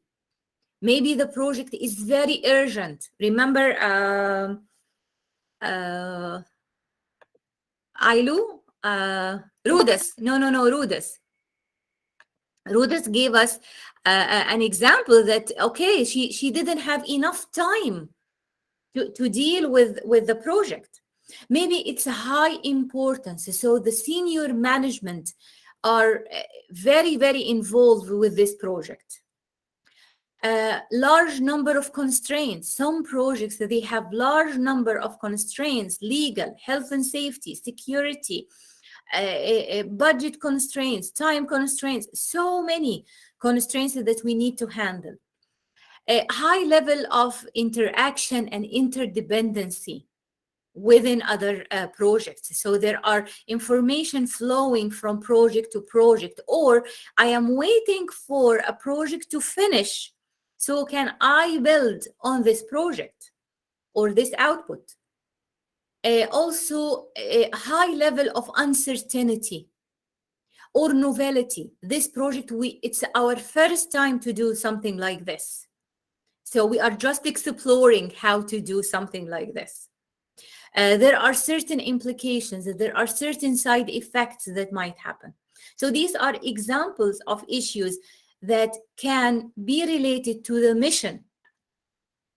Also, some issues related to the organization itself, like having different time zones, for example. So it will be difficult to work on time together at the same time together, or to arrange meetings. The co-location of project team, it's the same, that we are in different locations. So maybe we are in the same country, but in different offices or different locations, and this adds more complexity. Linguistic differences.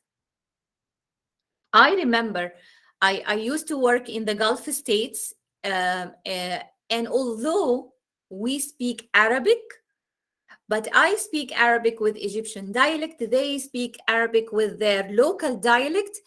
Sometimes it was so difficult to communicate, and I faced the most difficulty I have ever had when I was in Morocco.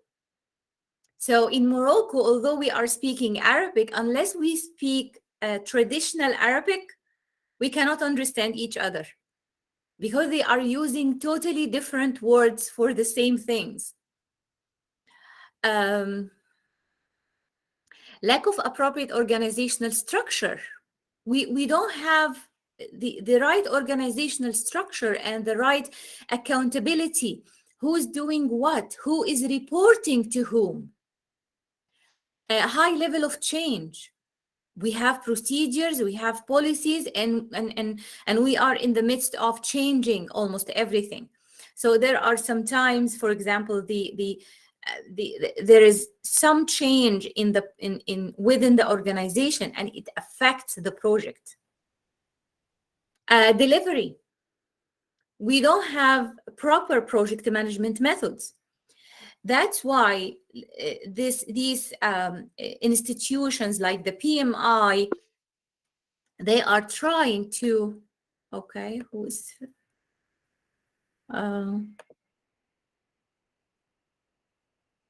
Is it possible to zoom the slides? Okay, yes, we can. I can. And I will send you the slides also.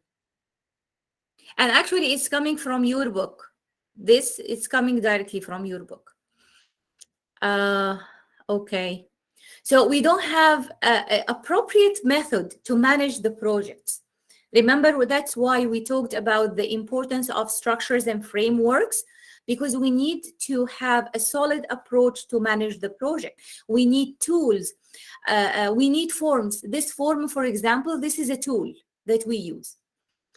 Inappropriate human, financial, or other resources, problematic communications in the team project, lack of clear or timely decision making. This is very important. As a project manager, you are taking decisions all the time. In some situation, you want to give the team members some autonomy to take certain decisions, so they don't need to come to you and explain and wait until you understand everything and then you give them the decision. But in some cases, you need to have the important decisions in your hand. Lack of flexibility for the project manager to respond to changes. Again, it's an example of, decision making. They are asking for something, you are not flexible enough to respond to the changes. And the changes could be in the market, could be in the political atmosphere, in the legal atmosphere. Stakeholders. We have so many stakeholders, and everyone with their different requirements. And we will talk more about stakeholders later. There is no commitment to the project by key stakeholders. Interference. You have a very, very nosy stakeholders that they want to manage the project for you. Lack of relationship with key stakeholders. This is very important. Your stakeholders have influence, have power. And if you don't interfere with them or communicate with them appropriately, you might lack their support. Problematic interrelationships. This is huge. You know, you have two different stakeholders and they hate each other, and their conflict is reflected on your project. We have seen this a lot. Oh, okay, yeah. Some complexity coming from your team. So maybe you, as a project manager, you lack the leadership skills. And I'm happy that leadership is a skill or a group of skills, because if it is skill, you can develop it. There is a huge debate between our leaders are born or nature or nurture. Are they born or made? Personally, I believe they have the initial personality to be leaders, and then we make them by giving them the appropriate training. Culture differences could be a complexity. Low level of motivation. There is nothing bad in the world like dealing with unmotivated teams. Lack of expertise or experience, whether in project management, technical experience, or even business experience. Lack of appropriate training. So these are all cause of complexities in that might come to your project. And here is another exercise, and we will go again into breakout rooms. This time I will set a timer for the breakout rooms, so we don't exceed. You have 15 minutes, okay? And because we are only two groups, so we will deal with the first two projects. The first project will try to identify the development, the complexity within the development of a new office block. Here, group 2 Okay, let's go to another thing. Okay. Let's take number 4. Implementing a robotized assembly line in a manufacturing company. Okay? So we will go again into breakout rooms. And in the breakout rooms,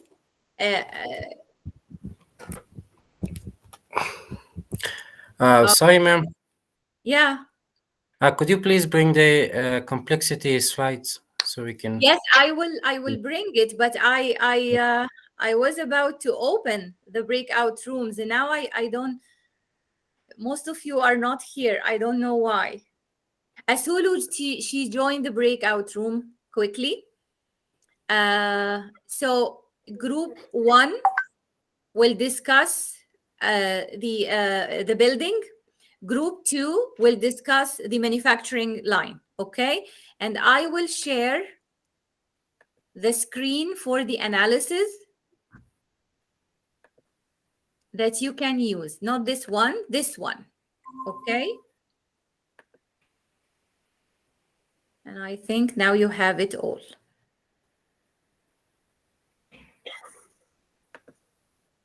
Okay. So now let me open the rooms. So now you can join your rooms. Rudas, please join your room. Muhammad, you were late. But okay, let me add you to a room. Okay. Wellington, do you know your room?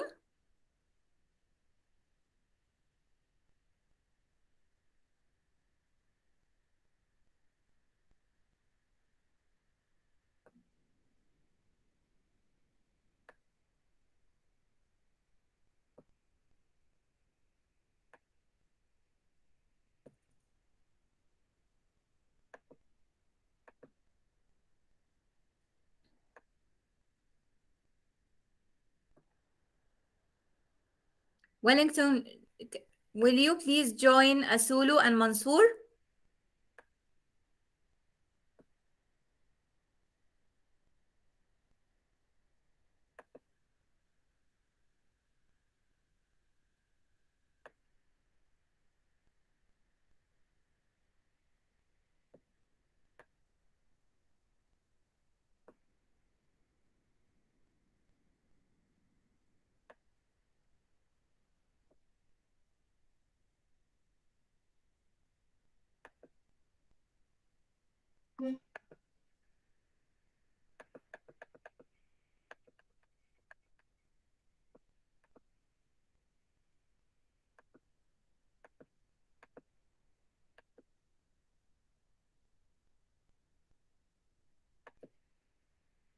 Rudas, join your room. Your room is Yes, I've joined, but I'm the only one okay. who's online. That's why. Work on your project. Work on your project. So I had some connection problems, and I was out for about 2 minutes, and I haven't Okay. heard the last parts. Okay. So this is what you are asked to is to identify the complexity that could be related to one of these projects. Okay. So I gave a group. What's your group? What's your group? Breakout one, group one, I think. You will take the 4. Implementing a robotized assembly line in a manufacturing company. And the other group will take the development of new office block. And I was deliberate doing this. Okay. Okay, so join that room. Wellington, didn't you join?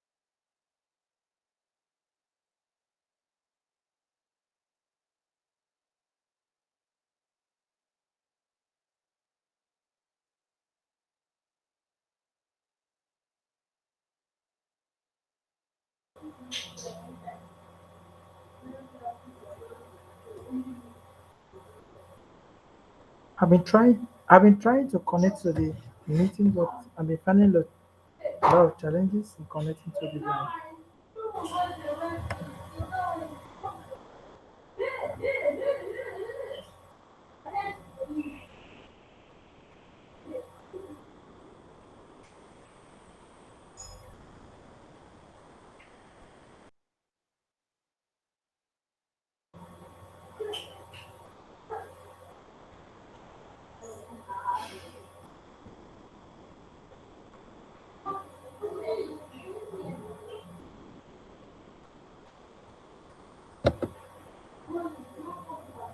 Please unmute my telephone so that I can be a part of the meeting.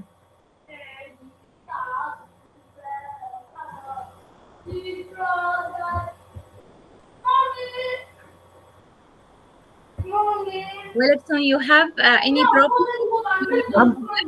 Yes, I'm having a lot of challenges to connect. I couldn't hear them anymore. Oh, okay. You need to join your breakout room. Now they are working on a project, on assignment. Yes, I actually want to join the project. I have a little idea. Even the first one, I wanted to contribute, but I couldn't join the meeting. I didn't know how to connect to join them. No, open activities down. You know this icon, triangle and square, and you will find breakout room, and you can join. There is a word join.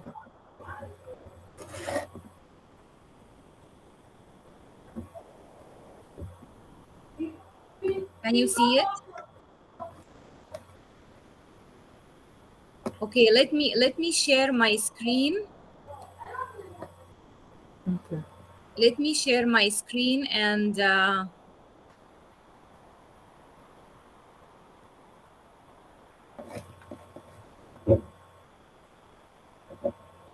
okay, can you see this uh, part? Yes. Yes. See, okay, where I find it here. See my hand, my cursor here, Oh, activities. okay. Click on it, breakout rooms, and you will see breakout room 1 and 2, and join one of them. Okay, Okay. can you join? Can you join? Can you see what I see now? That column on the right? Yes, I can. Yes. Can you okay, join now, okay?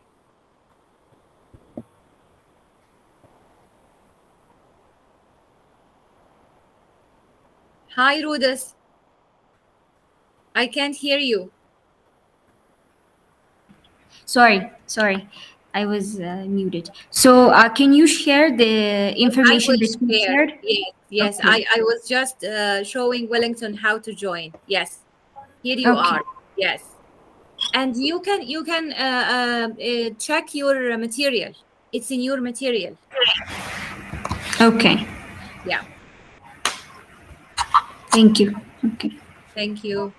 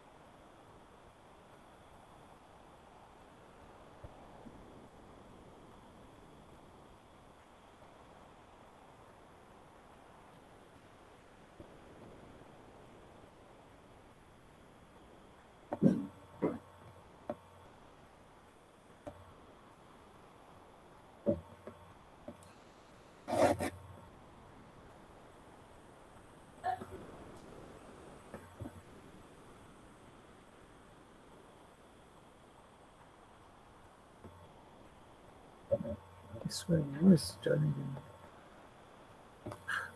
Good.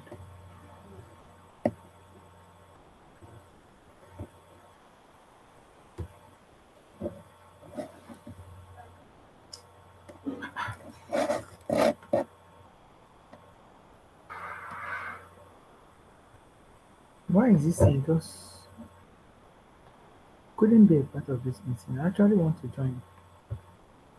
Uh-uh.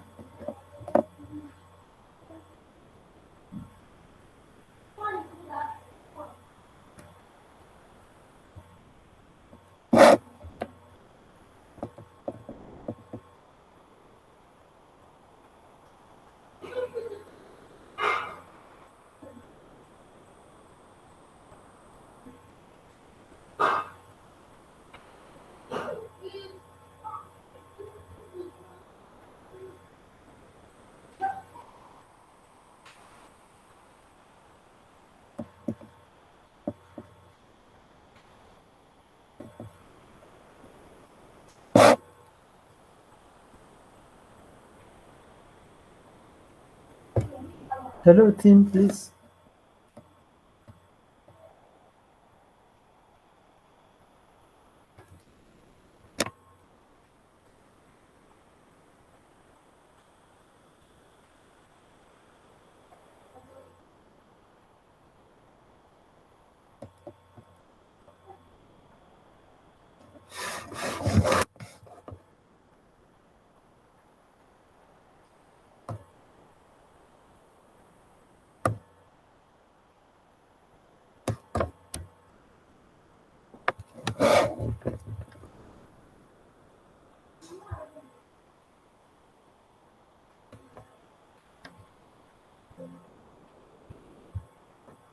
Wow, for parent punctuation beliefs. What do I do now?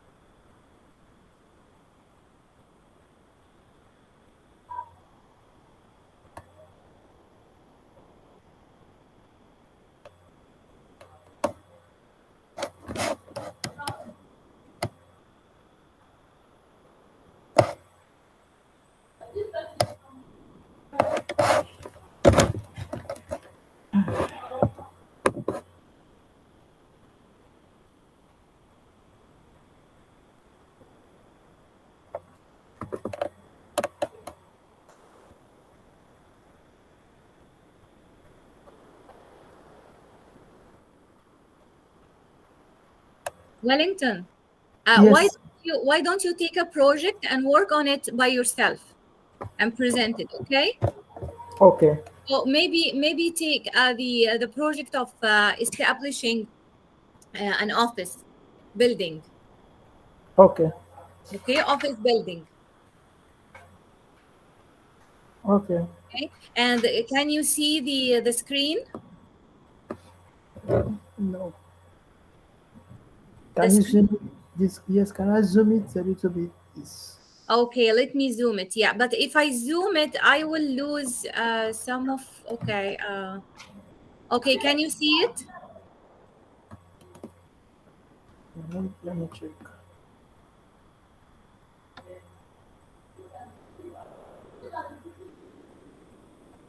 Okay, let me zoom it again.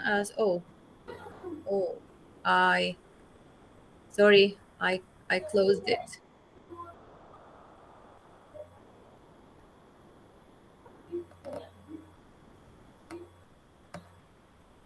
I closed it. Sorry, I will open it again. Okay. Yeah.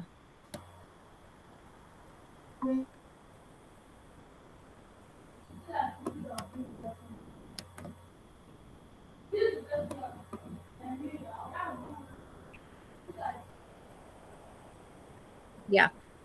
So work by yourself on this project, okay? Okay. Thank you.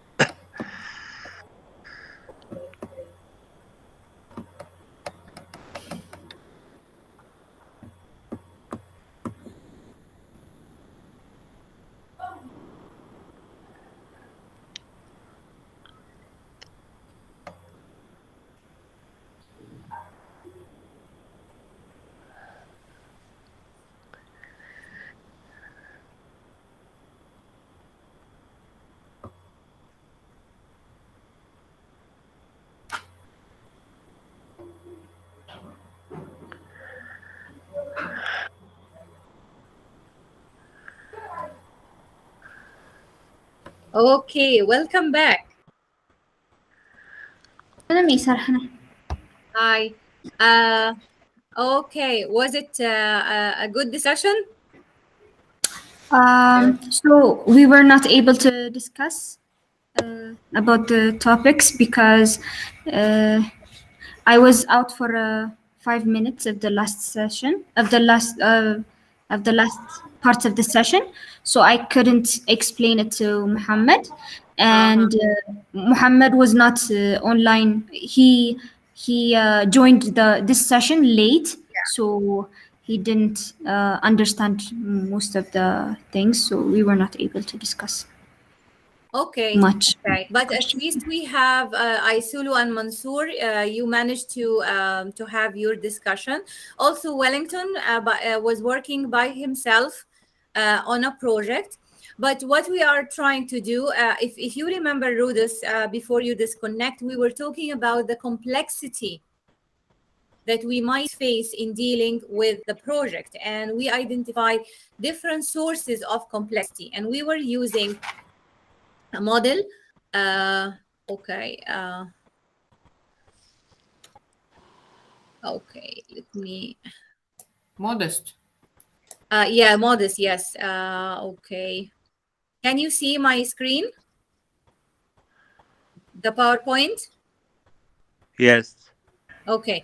We were using the tool called the Modest, where we analyze different sources of complexity that we might face, and we had a combining tool that has some suggestions of possible sources of complexity.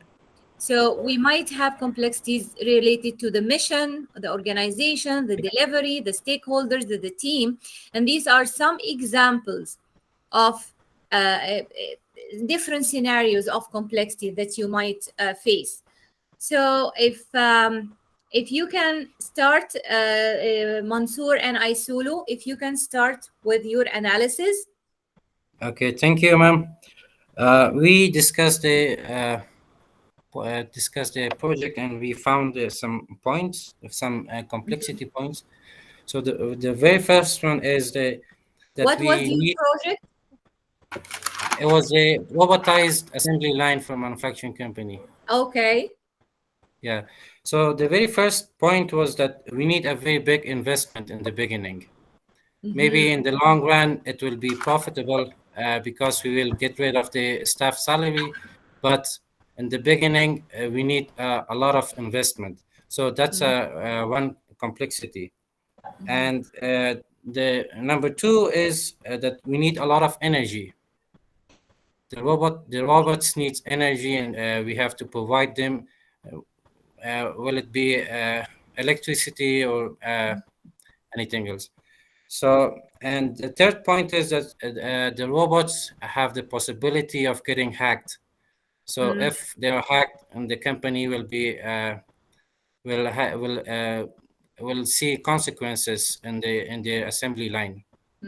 So the complexities or the risks that you were mentioning, where in the table they are they related to the mission or the organization or the delivery? Okay. Or what exactly? Okay, in the organization, I would like to say it's the because it's a new phenomena, it will create ambiguity, and the managers will find it difficult to manage those robots.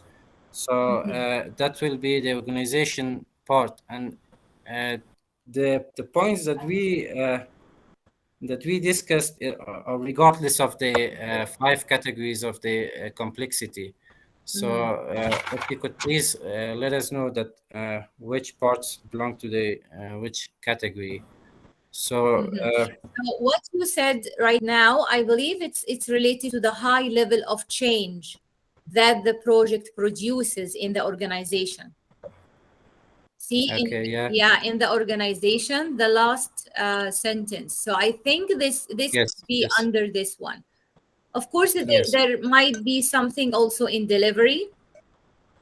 So you might not have all the financial and the human and resources. Yeah. yes. And another one was the hierarchy of the organization, which will again be under the organization category. The hierarchy of the organization will be changed because we will need energy manager or investment manager rather than the staff manager. So that will be again the organization complexity. I Maybe was thinking about the we stakeholders.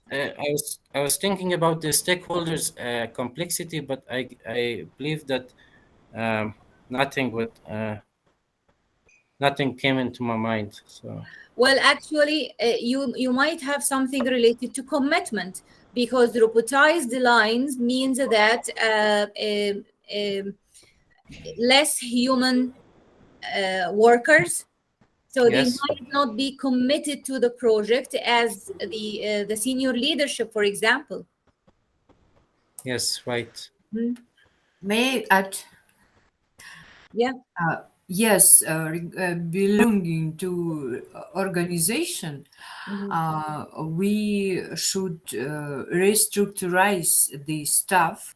We should organize some departments, organize or make an additional functions to present departments such as IT department, IT security, Yes. energy department maybe. Yes. It may be trainings for the personnel to provide the appropriate support for new line. So you have also here in team. Yes, That's in team also. related to team, yeah. And the also, organization also, because new departments might be created. yes, Yes, and Yes, also here you have large number of constraints because you might have something related to health and safety. You have robots on the line that might affect the health and safety of workers or something like this. Yeah. Yes, ma'am, I think that our project generally lies under the organizational category more than the other parts. So we thought more of Well, that. in fact, this is a huge project. So you might find complexities almost under all these aspects. Because of it's a large scale, it could be high value, a large investment, as you said. So it's something related to the mission and the importance, the large number of constraints, as I said. What is the interaction and dependency. So your project might involve different departments. Again, the organization, you mentioned so many things here also. Yes. Delivery. Regarding the organization, it might take the additional space to launch this new line in parallel, simultaneously with the human assembling, to do not to avoid the stop or transition period. Yes. You can have a transition period to have both the robots and the humans at the same time, and then you take the workers one by one from the line. So this might be something also will affect the environment within the organization. You might have some layouts, some downsizing. Yeah. And yes, and there's another aspect that there will be no social interaction within the organization because of because there are robots and no interaction between the staff and the organization. Well, It will actually, be when we say robots, these are not like in manufacturing, because I'm a mechanical engineer. It's not necessarily to have these robots figures coming and going that look like humans. Actually, robots could be just a structure looks like an arm. yes. So yes. it's just a column and arm, and it picks the component and assembles the component. So it has no head, no arm, no legs. But I've seen again, that. yes, you will lose the social aspect. It will change the social aspect and interaction in the organization. Yeah, very good, very good. Yes. So Rodas, do you have something to add here? Okay. I know that you had some connection issues, but it's good that we record these lectures so you can go back and see what did you miss. Wellington, you were working on a project by yourself. Our hero. Yes. Yes. I hope you can hear me rightly. So do Yes. you have some insights for us? Yes. Okay, please. Yes. Actually, I was working on building structure, building an office complex or office structure. Yeah. Um, Considering building office structure, we look at other factors in line with the mission, the organization, the delivery, and the stakeholders. Now, considering the complexity of the nature of the project, I want to talk a little bit on the mission of the project and the delivery. Permit me to give an illustration of a project I actually witnessed.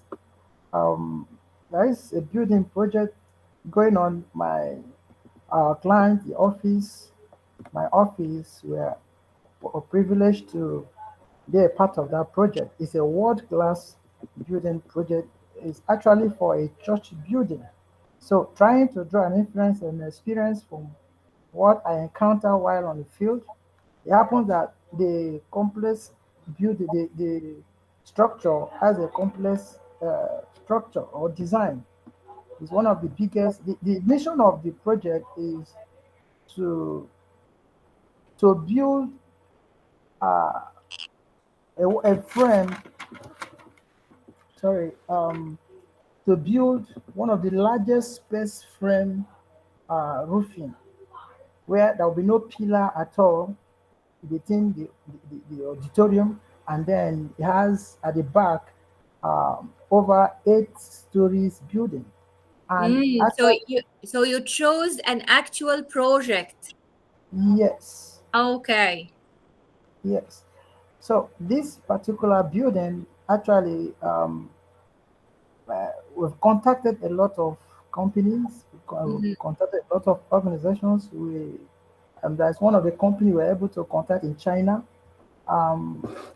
They came, carry out their self-evaluation, the project, and every other thing they could together. So these And are the stakeholders. Now we are talking about the stakeholders or yes, external contractors.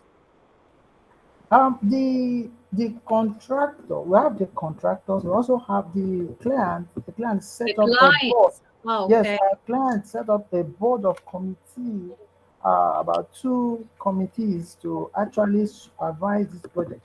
And one of the committees lacked the technical know-how. They are the traditional, they are using traditional method, while the other committee were able to contact a firm in China.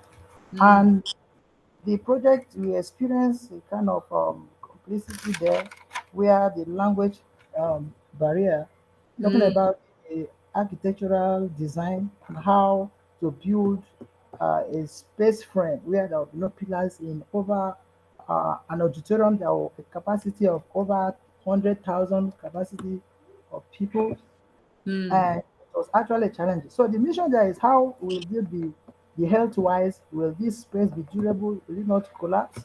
Will it be able to sustain the period of time? We also look at the time delivery and how are they going to deliver the project?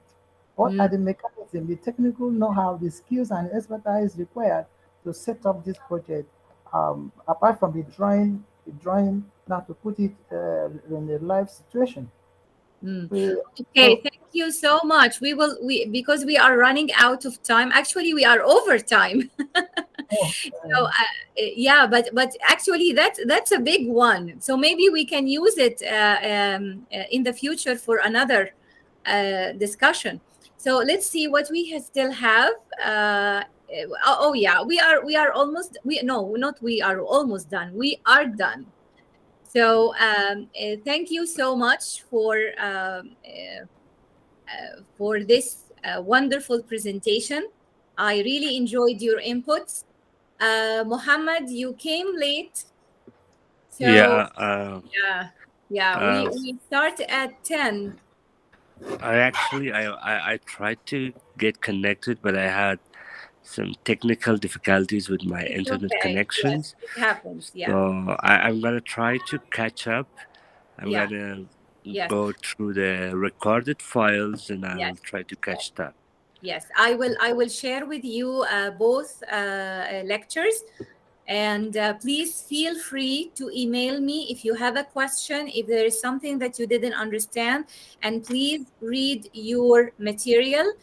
According to the instructional plan, let me review the instructional plan. All of you, you have your instruction plans, right? Yes. So next week, we will have a quiz. It's worth 5%. So please make sure that you are available with a good internet connection. And I will introduce to you your individual assignments, okay? Yeah. So it's very important to attend the next lecture. Thank you. And by the way, the materials will be shared with us through the emails or through our portals. I will email it to you to your Windsor University email. Okay. Yes, and you have your book. So please read your book until this point, okay?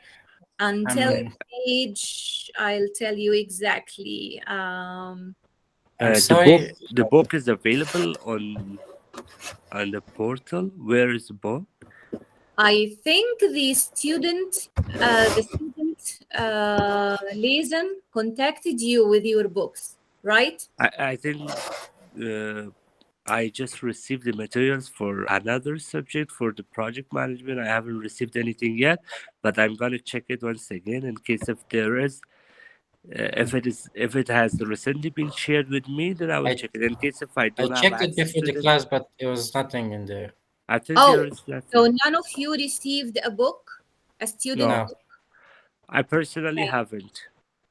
Okay, okay, I will show you what exactly I mean, because I need to check with them. This is the book that I'm talking about. Okay, let me share my screen. I have it open here. Okay, this is the book that I'm talking about. It's called Project Management by Harvey Myler, the 4th edition. So you don't have May I tell anything? Can we find a hard copy of it? I have. I think I have the book.